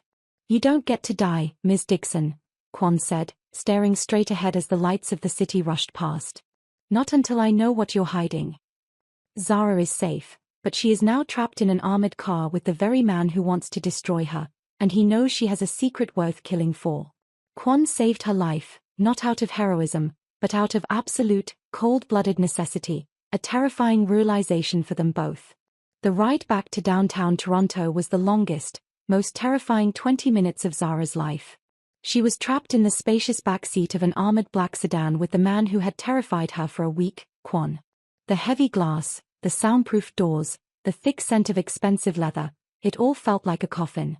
Zara sat pressed against the far door, clutching her purse with the hard drive inside. She was trembling, not just from the cold adrenaline of the fight, but from the shock of Kwon's brutal, necessary intervention. He had saved her, but she knew exactly why. She was his property now, his source of information, and he wouldn't let anything harm her until he had what he wanted. Kwon sat on the opposite side of the car, rigid and silent. He wasn't looking at her, he was staring straight ahead, his face a mask of cold fury. He was furious that he had to save her, furious that his precise, clean plan for revenge had turned into a desperate rescue mission. Don't waste my time, Kwon said finally, his voice cutting through the silence like a razor blade. He spoke in a low, even tone, never taking his eyes off the road ahead. I saved your life, Ms. Dixon. The people back there were animals. Now, you tell me the truth. What is on that laptop you were trying to compromise at the library? Why are you hiding? Zara swallowed hard, finding her voice. It was shaky, but determined. I don't know what you are talking about. I was just going to Mr. Chen's shop to get something fixed. Kwon finally turned his head, his dark eyes fixing on hers. Do not insult my intelligence. My men found a turf war in that alley. Your presence there was not random. You are not just a barista hiding some overdue parking fines. You have a secret that is worth sending hitmen after. And now, my operation is at risk because you insist on being a hero. He pressed the advantage, his voice suddenly hard and threatening. I know you are not who you say you are. Your identity is new. Your father's death records are murky. Tell me what you are hiding before I give you back to the men I just ran over. Zara knew she couldn't lie anymore. He was too close. But the full truth was too dangerous. It is about my father, Zara whispered, choosing her words with extreme care. He was killed 5 years ago in New Jersey. He was killed by the local gang who worked for the people you work for. I have evidence that proves who ordered the hit. That is why I am hiding. Kwon looked genuinely confused. His obsession was about cold, corporate betrayal and financial control, not old street violence. A street gang. Kwon scoffed, dismissive. You risked $1 billion operation because of an old street feud?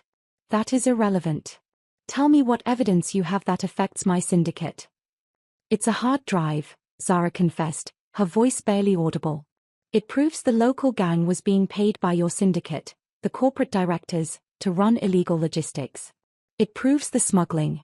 It proves the money laundering. It is the ledger that connects your New Jersey branch right back to the top of your financial division.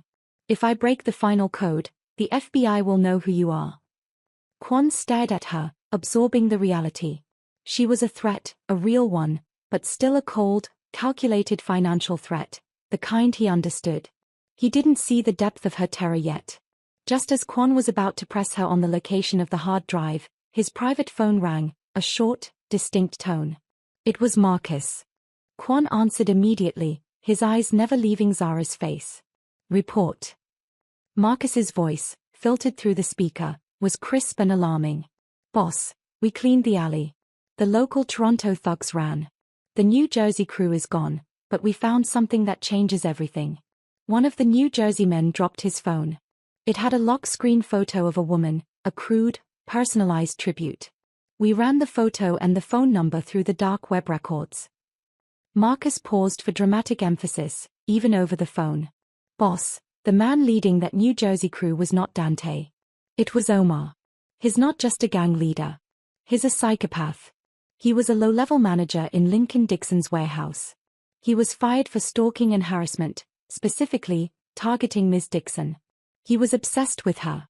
When Mr. Dixon reported the smuggling, Omar used the opportunity to kill him and bury the body, making it look like a gang hit, hoping to track the women later. Kwon's eyes finally widened in genuine, deep alarm. This was not the cold, rational crime he dealt with. This was something terrifyingly different. Marcus continued his report, his voice cold but urgent. The surveillance photos on the dropped phone were not just recent.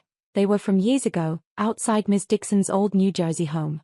There are files showing intense surveillance, stalking. Boss, the killing of her father wasn't just a syndicate cleanup.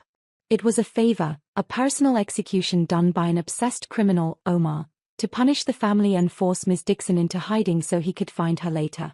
He is far more dangerous, boss. He is hunting her, not for the ledger, but for her. Zara heard the name Omar and let out a small, strangled cry. The strength that had held her together for a week completely dissolved. Tears streamed down her face, and she pressed her hands against her mouth, trying to choke back the sudden, violent sobs that racked her body. Kwon saw the fear now. Not the professional fear of a witness, but the primal, raw terror of a victim who has just realized her monster is back. The fear in her eyes was darker and deeper than any financial threat. Omar was the true, terrifying enemy from her past. He wasn't just the muscle that killed her father, Lincoln. He was a violent stalker who had tormented Zara for months before the murder. He was a man who wanted to control her, who saw her rejection as an unforgivable offense, and who used his gang connections to execute her father and force her into hiding. She had been running from him, not just the syndicate. Kwon, who had spent his life dealing with clean spreadsheets and quiet, impersonal corporate murder, was suddenly confronted with this ugly, visceral, deeply personal crime. He realized that this man, Omar, was not interested in assets or ledgers. Omar wanted Zara. And a man motivated by obsession and malice was unpredictable, sloppy, and infinitely more dangerous to Kwan's professional safety than a dozen rival gangs. Omar would use any means, any noise, any chaos to get to Zara, and that chaos could easily lead the police straight to Kwan's hidden operation. Kwan finally turned to Zara, his cold face momentarily stripped bare by genuine shock. Omar, he repeated, the name tasting foreign and repulsive. He is hunting you personally.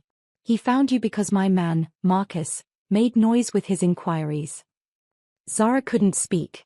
She just shook her head violently, tears blurring her vision, the dam of 5 years of trauma finally breaking. The image of her father, kind and quiet, lying dead in the street, flashed through her mind. All because she wouldn't talk to a horrible man at work. Kwan reached out a hand. It was an instinct, not a kindness. He didn't comfort her, he gripped her shoulder with a sharp, controlling pressure. Listen to me, Ms. Dixon, Kwan commanded, forcing her to look at him. We have a new problem. A serious problem. The men who came tonight, they were just following Omar. Omar is not interested in my mission. He is interested in destroying you, personally. And if he finds you here, he will cause so much noise, so much violence, that the police and the regulators will come down on this city and expose my entire operation. He was thinking clearly now. The hard drive was a future threat. Omar was an immediate, volatile catastrophe. He needed Zara safe, not for her sake, but for his. Where is the hard drive? Kwan demanded. It's in my purse, Zara finally gasped, pointing to the bag clutched in her lap. Kwan didn't touch it. He looked at the hard drive, then back at Zara's tie-streaked face. He saw her fragility and her immense strength, all at once. He realized that the woman he had dismissed as a cheap barista was actually a deeply traumatized survivor who was holding the fate of his entire criminal empire in her hands. Kwan made a decision. A desperate, unbelievable decision that went against every rule he lived by. I am not your friend, Ms. Dixon, Kwan said, his voice hard but carrying a strange weight of sincerity. And I still intend to ruin you for what you did to me. But I need you alive and quiet. I need that hard drive stable. And I need Omar gone. He is a liability. He looked at her, his dark eyes demanding compliance. We have the same enemy now. An unstable animal who is tracking us both. Your father's evidence can destroy my financial network, but Omar's violence will destroy my reputation and put me in prison first. We have a temporary truce. A truce. Zara whispered, wiping her eyes with the back of her hand, trying to process the madness.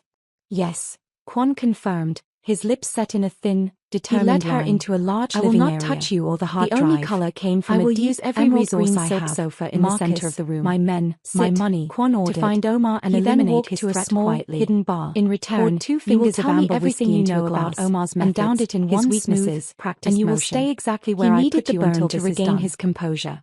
He had just seen pure, ugly violence, and it had unsettled his perfectly controlled world. When he turned back, Zara was sitting on the edge of the silk sofa. Her entire body was slumped, defeated. Her face was pale beneath her cocoa skin, and her eyes were dull, fixed on some unseen horror in the past. She wasn't crying anymore, she was just empty. The fear was gone, replaced by a devastating, crippling exhaustion. She didn't look like an enemy. She looked like a shell. Kwan walked over and stood over her, tapping his fingers impatiently against his clean, dark trousers. The hard drive, he demanded, pointing to the purse. Give it to me. I need to know what files you accessed. Zara didn't respond. She slowly reached up and took the small, green toque off her head, revealing her short twists. She held the hat in her hands, twisting the wool, her gaze focused on the silk below her. He said he hated me for being kind to my father, Zara finally whispered, her voice so thin and fragile it was almost lost in the massive room. Kwan frowned. He wasn't prepared for this. He expected defiance, tears, or screaming. Not this quiet confession. Who? Kwan snapped. Omar. What did he say? Zara let out a shaky breath. Omar was a foreman at the warehouse where my father, Lincoln, worked. He was always trying to pressure me, asking me out, asking for my number. He was crude. My father saw it and asked him to stop. My father was always the kindest man, but he was firm. She paused, closing her eyes tightly, reliving the moment. Omar got angry. He was fired for harassing me, but he came back that night. He didn't just kill my father because of the smuggling ledger. He killed him because my father protected me. He took my father away to punish me for rejecting him. She opened her eyes, and the pain in them was overwhelming. And then he started sending my mother and me chilling, anonymous messages, saying he would find us, that we belonged to him. That's why we fled that same night. That's why we changed our names. He didn't just want money, he wanted to terrorize me. He wanted to make me regret saying no. Zara then did something that completely broke Kwon's carefully constructed shell. She started to cry, but not with violence or anger. It was a silent, deep, soul-shattering weep. Her shoulders shook slightly, and big, hot tears dripped onto the emerald silk of the sofa. Kwon stood there, rooted to the spot. He had seen fear. He had ordered violence. He dealt in death and betrayal every day. But he had never seen this kind of pure, vulnerable human grief. He had never seen a woman weep because a monster stole her father to punish her rejection. In his world, people cried over lost money, betrayed trust, or ruined status. They didn't cry over simple, profound acts of love and protection. He looked at the tear stains spreading on the expensive silk. The fabric, which symbolized his wealth and control, was being ruined by the raw, messy pain of a survivor. It was an impossible image for him to process. He didn't know how to handle it. His instinct was to be cruel, to demand compliance, or to simply walk away and let an associate handle the cleanup. But he couldn't. Her pain had paralyzed him. Kwon slowly reached into his inner pocket and pulled out a pristine, white silk handkerchief, the kind he only used for show, never for utility. He hesitated for a long moment, staring at the crumpled form of the woman on his sofa. Then, with a sigh of immense frustration, a sound of a man doing something deeply against his nature, he knelt down in front of her. "Ms. Dixon," Kwon said, his voice now lower, losing its sharp edge. "Stop. Crying does nothing. You need to focus. We need to focus." Zara didn't look up. She kept weeping silently. He took the handkerchief and gently, awkwardly, placed it on her knee. He couldn't bring himself to touch her face. "Take this," Kwon said stiffly. "Wipe your face. We are finished with the past. Omar is here. He is a threat to me now. We need to strategize." Zara slowly took the handkerchief, and when her fingers brushed against his, Kwon felt a jolt, a sudden, unexpected wave of emotional confusion. He recoiled slightly, standing up quickly, putting distance between them. He walked over to the windows, staring out at the impenetrable darkness. His mind was in chaos. He didn't hate her right now. He felt something far more dangerous, a sickening pity mixed with a strange, fierce desire to protect her from the monster she had described. He realized the true scale of her courage. She hadn't just stood up to an arrogant boss, she had lived under the constant threat of a killer for 5 years, and she still refused to break. She was strong in a way he, with all his armies and money, could never be. Kwon rubbed his forehead, realizing the cracks were showing in his own armor. His entire life was built on ruthless, self-serving control. He felt nothing for anyone. But the sight of this girl's quiet, broken grief, and the horrific personal motive behind her father's murder, had exposed him to an emotion he had no experience handling. It was sympathy. It was admiration. It was deeply, terrifyingly human. He hated the feeling. It was a distraction. It was a weakness. He turned back to her. Zara had wiped her eyes and was sitting up straighter, holding the silk handkerchief tightly in her hand. She looked exhausted, but the core of her strength was returning. "I didn't know he was still looking for me," Zara said, her voice stronger now. "I thought the Toronto move was enough." "It would have been enough for a common gang member," Kwon said, his voice regaining some of its authority. "But not for a personal obsession. That man is unstable. That is why he is a danger to me. Unpredictability is chaos. And I do not permit chaos." He walked toward a large, ornate map of Toronto that was hidden behind a painting. He pressed a button, and the map lit up, showing a detailed network of roads and encrypted signals. "We will use your pain now, Ms. Dixon," Kwon stated, reverting to cold strategy. "You know Omar's weakness, his obsession with you. We know his looking for the hard drive, but he wants you more.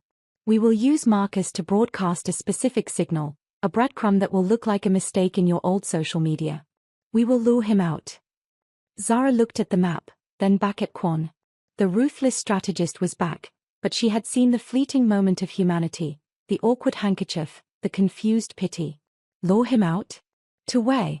She asked, clutching the handkerchief like a shield. To a place of my choosing, Kwon said, his eyes hard. Where my men can neutralize him permanently.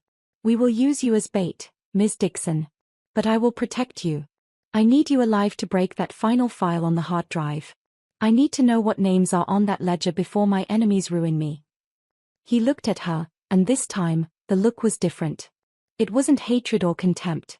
It was a cold, shared necessity, tinged with that confusing, uncomfortable recognition of her courage. We are in this together, Zara, he said, using her first name, a small, profound shift in their relationship. I need justice to win, and you are the only person who can deliver it. I will keep you safe from the monster from your past. In return, you will give me the tools to destroy my future. He looked at the small, wet patch on the emerald silk sofa. The stain of her sorrow was an indelible mark on his perfect life. He hated the feeling, but he knew he couldn't go back. He had crossed a line, and now he was tied to her pain and her fight for justice. The emotional barrier has been shattered. Kwon has witnessed raw vulnerability and responded with a strange mix of clinical strategy and genuine, confusing pity. He has acknowledged their shared purpose and necessity. The next step is a dangerous, calculated move to lure out the monster from Zara's past. The enormous estate felt less like a safe haven and more like a cage. Inside the guarded walls, Kwon and Zara operated in a tense, silent rhythm. Kwon was on the phone almost constantly, coordinating with Marcus, the ghost operative, to hunt Omar. Zara was bent over her laptop, running decryption software, trying desperately to crack the final code on her father's hard drive, the one that held the corporate names. Kwon treated Zara like a sensitive piece of evidence, necessary, valuable, and utterly irritating. He demanded constant updates on the decryption progress but kept a strict distance, still struggling with the confusing human emotions she had unlocked in him. Meanwhile, outside the secured room, June, Kwon's nervous associate, was reaching his breaking point. The financial mission was still frozen, the rivals were circling, and Kwon was spending millions of the syndicate's money to chase a personal vendetta against a local stalker. June didn't understand the nuance of Omar's threat. All he saw was chaos and a boss who was losing his mind over a barista. June paced the hallway outside the secure room, clutching his phone. His self-preservation instinct had taken over.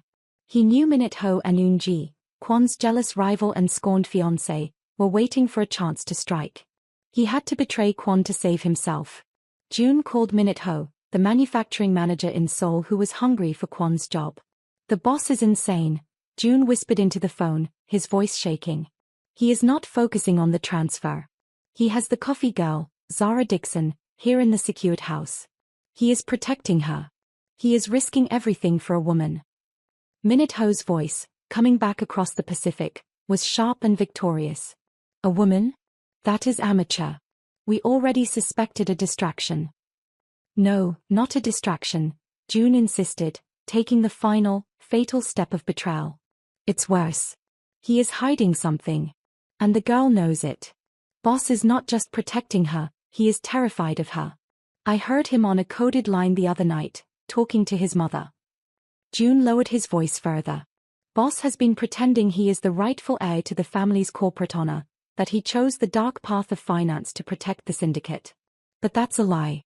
He didn't choose the dark path, he was forced onto it because of his older brother, Sung-ho. Minute Ho listened, silent and deadly. Sung-ho was the real heir, a genius in legitimate finance, June continued. But when their father died, Sung-ho found evidence that Kwon had been embezzling from the legal family funds for years to start his own syndicate operations. Sung-ho was going to expose him to the elders, which would have meant complete exile and shame. June choked back a sob of relief and fear. Kwon didn't have him killed. That would be too risky. Instead, Kwon framed Sung-ho for a major regulatory fraud, destroyed his name, and forced him into deep, humiliating exile. The corporate elders kicked Sung-ho out, and Kwon stepped in, claiming his own brother was a disgrace. Kwon has been hiding his family's oldest disgrace, that he betrayed his own blood for power. If the elders knew he destroyed his brother for a crime he himself committed, he loses all honor, all power, and his position would be forfeit immediately. He fears exposure more than death. Minute-ho hung up without a word. He now had the ultimate weapon, the destruction of Kwon's honor. Minute-ho wasted no time. He didn't bother trying to reason with Kwon. He immediately contacted his enforcement teams in North America, relaying two pieces of critical intelligence: Kwon's deepest secret, the betrayal of Sung-ho, and the location of the girl, Zara. Minute-ho's command was simple: seize the girl and the hard drive, and expose Kwon's shame to the syndicate elders. The war had begun, and Zara was the ultimate prize. If Minute-ho got the hard drive, he could prove the Toronto operation was compromised, destroying Kwon professionally. If he got Zara, he could use her testimony to expose the personal dishonor, destroying Kwon socially. Within hours, the quiet, safe estate was compromised. It was late afternoon. Zara was sitting on the floor, surrounded by notebooks and her laptop, when she heard the faint, distant sound of an alarm, not a siren, but a quick, coded blip from the security system. Kwon rushed into the room, his face taut with immediate, cold terror. He wasn't afraid of a random attack, he was afraid of an organized attack on his specific location. "The perimeter has been breached," Kwon said, his voice clipped and precise. "It's not Omar. Omar uses knives and shadows. This is professional. This is the syndicate." He looked down at Zara, his mind instantly racing. June. It had to be June. He told them, "I'm hiding you. They are coming for you and the hard drive." He grabbed the metal box containing the hard drive and shoved it into Zara's arms. "You take this. Do not let go of it." Suddenly, the security door to the room buckled under a sharp, concussive blast. Thick smoke poured in, and the sounds of automatic gunfire echoed from the front of the house. Kwon grabbed Zara's arm and yanked her toward a hidden wall panel behind a bookshelf. "Move. Now." Kwon slammed a button, and the bookshelf slid away to reveal a narrow, dusty staircase spiraling downward. "This is a panic route," Kwon explained quickly, pushing her down the stairs ahead of him. "It leads to the utility tunnels beneath the house. We can't take the main car." They scrambled down the dark, concrete stairs. Zara was breathing heavily, clutching the metal box to her chest. "They want the hard drive," Zara gasped. "And they want you shamed." "They have the secret now," Kwon snapped, descending quickly behind her, his hand resting on the weapon hidden beneath his coat. "June betrayed me. Minute-ho knows everything. I have lost my position. But I will not lose my life to that jealous fool." They reached the bottom, which opened into a low, damp concrete tunnel, a service tunnel that ran under the estate grounds. As Kwon pulled the bookshelf panel shut, plunging them into darkness, he turned to Zara. He was terrified, exposed, and running for his life, and he was forced to reveal a truth far deeper than the betrayal of his business. "Listen to me, Zara," Kwon hissed, his voice raw, close in the darkness. "They are going to tell the world I betrayed Sung-ho. My brother. The one everyone loved. They will say I framed him for embezzlement." Zara whispered, "Did you?" Kwon hesitated. In that terrifying moment, stripped of his authority and running for his life, the truth slipped out, raw and painful. "Yes," he admitted, the single word hanging heavy in the damp air. "I did. But I had to. Sung-ho was going to turn our entire family over to the authorities for running the syndicate in the first place. It would have ruined our mother and destroyed the name our father had built. I had to choose, ruin the family name forever, or ruin my brother and save the family's wealth. I chose the shame of betrayal over the shame of public collapse." He paused, breathing hard. "I did it to protect my name. The name I thought mattered." He finally confessed his true, deepest secret. His entire ruthless persona was built on a single, agonizing choice to sacrifice his beloved brother for the sake of the family's survival and perceived honor. He had chosen power over love, and now, that choice was destroying him. Zara saw the real man then, not a cold monster, but a powerful, deeply fractured soul trapped by a terrible choice. He was a man drowning in his own sense of dishonor, and that dishonor was what Minute-ho was using to hunt him. Suddenly, lights flashed down the tunnel. They had been followed. "They found the service route," Kwon said, his voice flat. He grabbed Zara's wrist again, pulling her deeper into the darkness. We move. We are ghosts now. But they want you more than me. They need you to complete their story. The betrayal was complete. Kwon's deepest secret was exposed, stripping him of his power. He and Zara, the barista and the boss, the victim and the hunter, were now bonded by a shared, desperate flight from multiple enemies. The war for the future of the syndicate, and for Zara's life, had truly begun. Kwon's secret is out, and his empire is crumbling, forcing him into a desperate, honest alliance with the woman he despised. Their tense relationship has shifted from suspicion to shared, life-or-death necessity. Now, they must navigate the criminal underworld together, two unlikely fugitives against an entire syndicate and a psychotic killer. The utility tunnel beneath the secured estate was the last place Kwon ever expected to find himself. Just days ago, he commanded billions and moved through the world untouchable. Now, he was running through cold, damp concrete tunnels with Zara, the woman he had intended to destroy, clutching her father's hard drive like a lifeline. The attack had been brutal and fast, a testament to Minute-Ho's efficiency and June's thorough betrayal. Kwon's security detail had been overwhelmed, and his safe house was now just a ruin. As they emerged from the tunnels and into a wooded area far outside the estate walls, they were just two people, a disgraced boss in a ruined suit and a fugitive carrying a massive secret. They had nothing but the clothes on their backs and a burner phone Kwon had grabbed. "We need to get to the city," Kwon whispered, pulling Zara quickly through the dark trees. "They won't expect us to run back towards the chaos. Minute-Ho and Eunji will assume we fled the country." Zara was exhausted, but the intense fear had sharpened her mind. "Where is your mother, Sonia? We need to call her. She needs to know I'm safe." Kwon stopped, pulling out the phone. "My people moved her out of the apartment the moment I was alerted to the syndicate attack. She's with one of my trusted former guards, hidden outside of Hamilton, Canada. She is safe. But she is alone." He made a quick, coded call to his driver, who had thankfully escaped the assault. He directed the driver to a discreet pickup location 15 miles away. They walked in silence, a strange pair of fugitives, the financier and the former barista, sharing only the heavy burden of their losses. Chart with downward trend, the boss is broken. As they walked, the full weight of the syndicate's betrayal hit Kwon. He wasn't just losing money, he was losing his identity. He pulled up the syndicate's private internal network on the burner phone. The news was already devastating. "It's over," Kwon murmured, the phone slipping slightly in his sweaty palm. "Minute-Ho has circulated the full report. My assets are frozen worldwide. The elders have seen June's testimony about my brother, Sung-Ho. They didn't even need to verify the corporate crime. The fact that I betrayed my own blood, my own family name, for power, that is the only proof they need." He looked at Zara, his face stripped of its usual arrogance. "I am disgraced. Minute-Ho has been named the new financial head, and he is telling everyone that the Toronto operation was his rescue mission. I have lost my entire professional life." Kwon had lived his life based on the control of two things, money and honor. Now, both were gone. He was nothing but a criminal with high-level connections, and he knew that Minute-Ho would order his death to secure the new position. "You still have the hard drive," Zara reminded him, her voice low.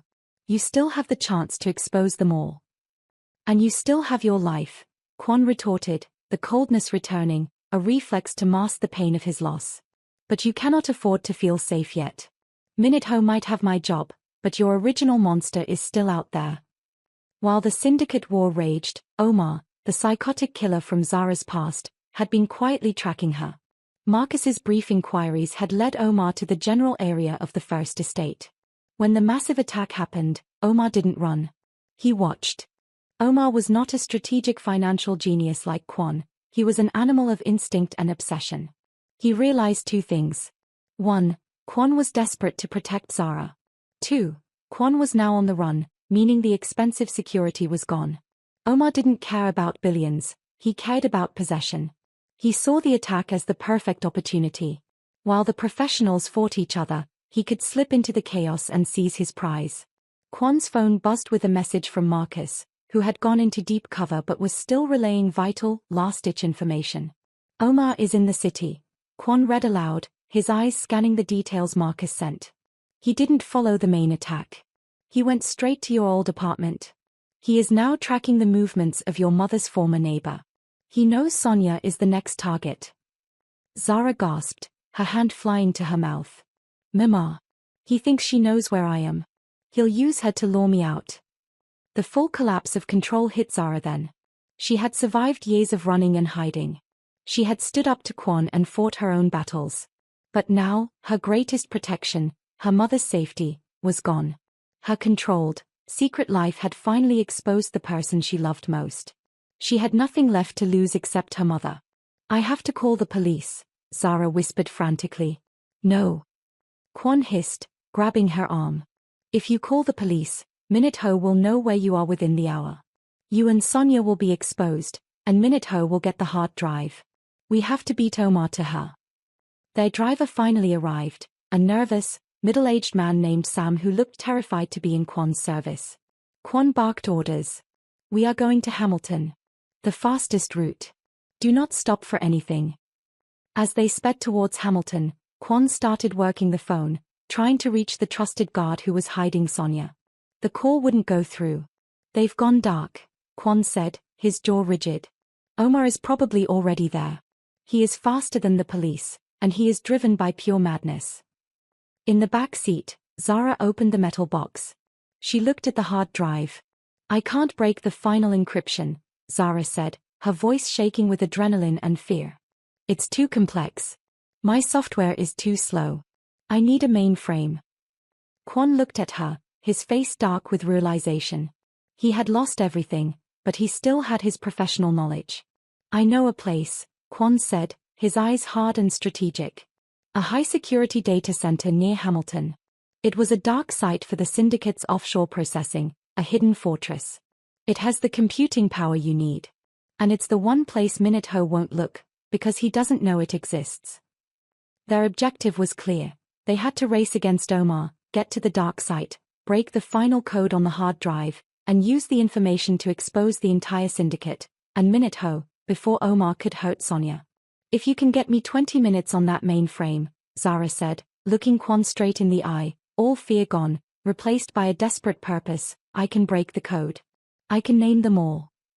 Kwon stared at the woman he had underestimated, seeing the fire of justice burning in her tired eyes. He had nothing left but this chance. His money was gone, his honor was gone, and his empire was collapsing. Then we will do it, Kwon declared, his voice cold and determined. We will destroy Minute-ho, we will destroy Omar, and we will destroy the syndicate. I will lose everything, but I will not lose my revenge. The car screamed down the highway toward Hamilton. They were fugitives, stripped bare of their former lives, racing towards the one place that held the key to justice and survival, a hidden digital fortress. The collapse of control had forced an incredible, dangerous purpose into the hearts of both the disgraced Mafia boss and the determined barista. They were finally running towards the solution, not away from the problem. The collapse is complete. Kwon is disgraced, Minute-ho is in power, Omar is hunting Sonia, and Zara is seconds away from breaking the code. They are now on the final, desperate dash toward the syndicate's hidden data center. The black sedan screeched to a halt outside the hidden data center near Hamilton, Canada. This wasn't a sleek corporate building. It was a large, windowless concrete bunker, disguised as a defunct manufacturing plant, a dark site the syndicate used for high-level, untraceable data processing. Kwon and Zara tumbled out of the car. Their driver, Sam, the loyalist, looked terrified, but he didn't run. Main entrance is too exposed, Kwon commanded, breathing hard. There's a utility access panel on the west side. Sam, you watch the perimeter. Do not let anyone near that door. Kwon looked at Zara, his face intense. We have minutes before Minute-ho's cleanup crew finds the trail. You get to that mainframe, and you don't stop until the file is decrypted. But as they ran toward the west side of the bunker, they realized they were too late. A rusty pickup truck was already parked beside the utility panel. And standing guard over the entrance, smoking a cigarette with a sick, satisfied smirk on his face, was Omar. Well, Omar drawled, crushing the cigarette under his boot. Look at the little sparrow, flying right into my net. And she brought the rich boy who wants to play hero. You wasted your money, Kwon. She's mine. Omar was flanked by two brutal, silent men, remnants of the New Jersey crew. They weren't interested in a clean fight. They wanted blood and chaos. The hard drive, Omar demanded, pointing a thick, scarred finger at Zara. Give it to me, and maybe I let the rich boy watch me take you back to New Jersey. Kwon pushed Zara behind him. He didn't draw his weapon yet. He needed to buy her time. You don't want the hard drive, Omar, Kwon said, his voice dangerously low. You want to run. My enemies are cleaning up this city. You are a loose end. Take my money and disappear. Omar laughed, a harsh, ugly sound. Money? I got enough money to live 10 lives from the man who hired me to clean up your little girlfriend's daddy. I want what I was promised. And that's her. Omar's men advanced. Sam, the loyal driver, suddenly rushed forward, pulling a small, legal handgun from his glove compartment. He fired a single warning shot into the air. The sudden noise startled Omar, giving Kwon the distraction he needed. Go, Zara. Now. Kwon yelled. He lunged forward, tackling one of Omar's men, driving him hard into the concrete wall. Zara didn't hesitate. She scrambled to the utility panel, her fingers fumbling with the lock. Sam exchanged fire with the other of Omar's men, creating a deadly diversion. Kwon was fighting a brutal, desperate battle. He was a strategist and a financier, not a street fighter. But the humiliation, the betrayal, and the fierce, protective instinct he now felt for Zara gave him a terrifying strength. He fought with controlled, efficient violence, neutralizing his opponent's joints and pressure points. Zara finally yanked the panel open, revealing a dark stairwell. Kwon. It's open. Come on, she screamed over the chaos. Omar, seeing his prize about to slip away, abandoned the fight with Sam and lunged for Zara. She's mine. Kwon roared. He pulled his own, silenced weapon and fired one shot, not at Omar, but at the concrete ceiling just above Omar's head. The sudden cascade of dust and debris momentarily blinded the killer. Go, Zara. I'm right behind you. Kwon yelled. Zara didn't look back. She plunged down the stairs, the metal box clutched to her chest. Kwon, having bought her the vital seconds, followed immediately. The sound of Omar's furious, frustrated screams echoed behind them. Sam's last position was unknown. Zara burst into the data center. It was a massive, cold room filled with humming servers and blinking lights, the brain of the syndicate's offshore operations. She raced to the central mainframe, a giant, complex terminal encased in frosted glass. Kwon followed, securing the heavy door and locking it just as Omar began hammering on the metal. Terminal D4. Kwon shouted, pointing to a small, isolated console. That's the gateway. You have 5 minutes before he breaks that door. Zara's fingers flew across the keyboard. She plugged in her father's hard drive, navigated the complex network, and found the access port for the massive computing power. She initiated the final decryption sequence. The screen lit up with code, the massive processors working to break the military-grade encryption. The countdown began, 4:58. 4:57. Kwon stood with his back to the door, his weapon raised, listening to the desperate, metal-bending sounds of Omar trying to break through. Talk to me. Kwon demanded. What's the file? Who is it? Zara stared at the screen, her heart pounding in sync with the crashing sounds on the door. 3:00. 2:59. It's a master ledger. Zara yelled. It's logging every transaction for the last 10 years. The names are encoded as project directors. I see Minute Ho, and I see your rival, Mr. Beck. They were all involved. But there is one name that keeps appearing, the primary beneficiary of every single transaction. The code is almost broken. Kwon's face was grim. This was the moment of truth, the identity of the person who truly controlled the entire web of crime. 2:00. 1:59. The decryption bar was agonizingly slow. The metal door began to groan and bend inward under Omar's relentless assault. Faster! Kwon screamed. 1:30. 1:29. Suddenly, the screen flashed. The encryption lock dissolved. The final file, the master ledger, opened. Zara scanned the list of names, the corporate directors, the politicians, the financiers. And then she saw the name that appeared over and over, linked as the primary decision-maker, the ultimate project director, the true head of the entire operation. Zara froze, her breath catching in her throat. She looked up at Kwon, her eyes wide with a terrible, shocking recognition. Kwon, Zara whispered, the terror of Omar momentarily forgotten, replaced by a profound, agonizing understanding. The project director. The man who orchestrated the entire expansion that led to my father's death. The man who ran the syndicate from the inside while pretending to be disgraced. Kwon stared at her, bracing himself for the name of his worst rival, Minute Ho, or perhaps the powerful politician, Eunji's father. The name is not Minute Ho, Zara said, her voice heavy with pain. It's your brother. Sung Ho. Kwon's world tilted violently. The betrayal by June and Minute Ho was nothing compared to this. No, Kwon denied immediately, his voice flat with disbelief. Sung Ho was the honest one. I disgraced him. I framed him to save the family name. You were a pawn, Kwon. Zara cried, turning the screen so he could see the cold, undeniable truth. Sung Ho didn't expose the syndicate. He used the legitimate family business to build a parallel, even bigger criminal empire right under your father's nose. When your father died, Sung Ho was ready to take over both the legal and illegal empires. But you found the embezzlement, Zara continued, connecting the dots of the agonizing family history. You threatened to expose his illegal side, not the corporate side. He didn't want to be disgraced by the syndicate. So he forced your hand. He framed himself for the corporate fraud you exposed, making you the betrayer, and using your ambition to take his place in the syndicate. He knew you would take the fall while he disappeared to run the real show from deep cover. He sacrificed you. The betrayal was complete.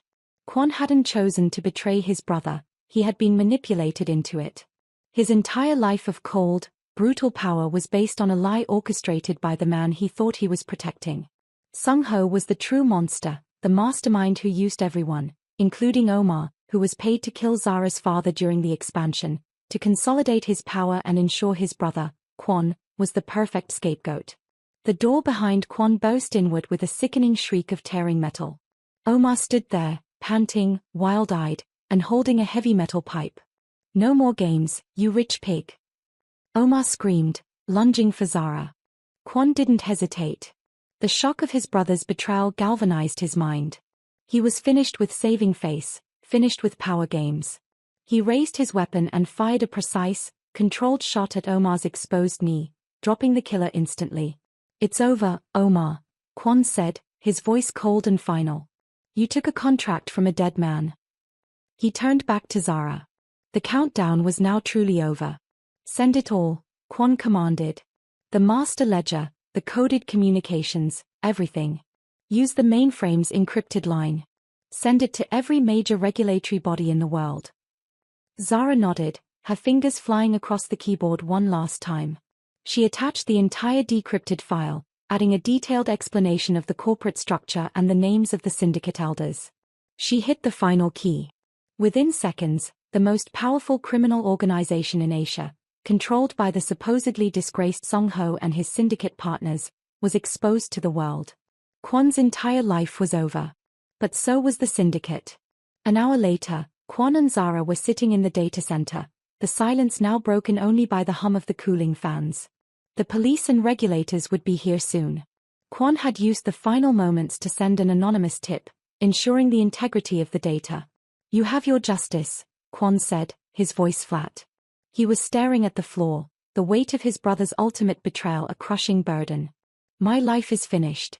I exposed myself, and I exposed the family name. I have nothing left. Zara looked at him.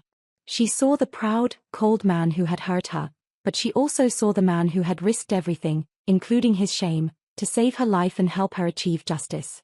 You saved more than your name, Zara said softly, reaching out and gently touching his hand. You saved my mother, you saved me, and you ended the life of a man who killed his own brother's soul. You didn't just expose the syndicate, you gave me back my life. Kwon looked at her. Two people from completely different worlds, now inextricably linked by a single hard drive and two deep betrayals. Her father, Lincoln, was killed by Sung Ho's plot. Kwon was ruined by Sung Ho's plot. Their families were connected at the very heart of the crime. Their destinies had collided for a singular, explosive moment of truth. The police sirens began to wail in the distance, growing louder. Kwon looked at Zara, and a faint, almost imperceptible smile touched his lips, a smile of acceptance, and perhaps, relief. "I suppose," Kwon murmured, accepting his fate. "I finally learned to wait my turn. And it cost me everything." He stood up, taking off his expensive, ruined coat. He looked at Zara, the last person to see the truth of him. "You will go to your mother, Zara Dixon," Kwon said, his voice strong with finality. "You will go to nursing school. You will tell the authorities everything, everything except my involvement. I protected you, you protected me. That is the end of our bargain." He looked out the frosted glass, watching the red and blue lights approaching. He had lost his fortune and his power, but he had found something unexpected: purpose, and the cold, strange satisfaction of true justice. He was finally free of the lie he lived. As the police stormed the bunker, Zara watched Kwon raise his hands in surrender, ready to face the legal consequence of his life. She had escaped the monster from her past, thanks to the monster of her present. The debt was paid, the ledger was closed, and their strange, explosive destiny had finally been fulfilled. The end.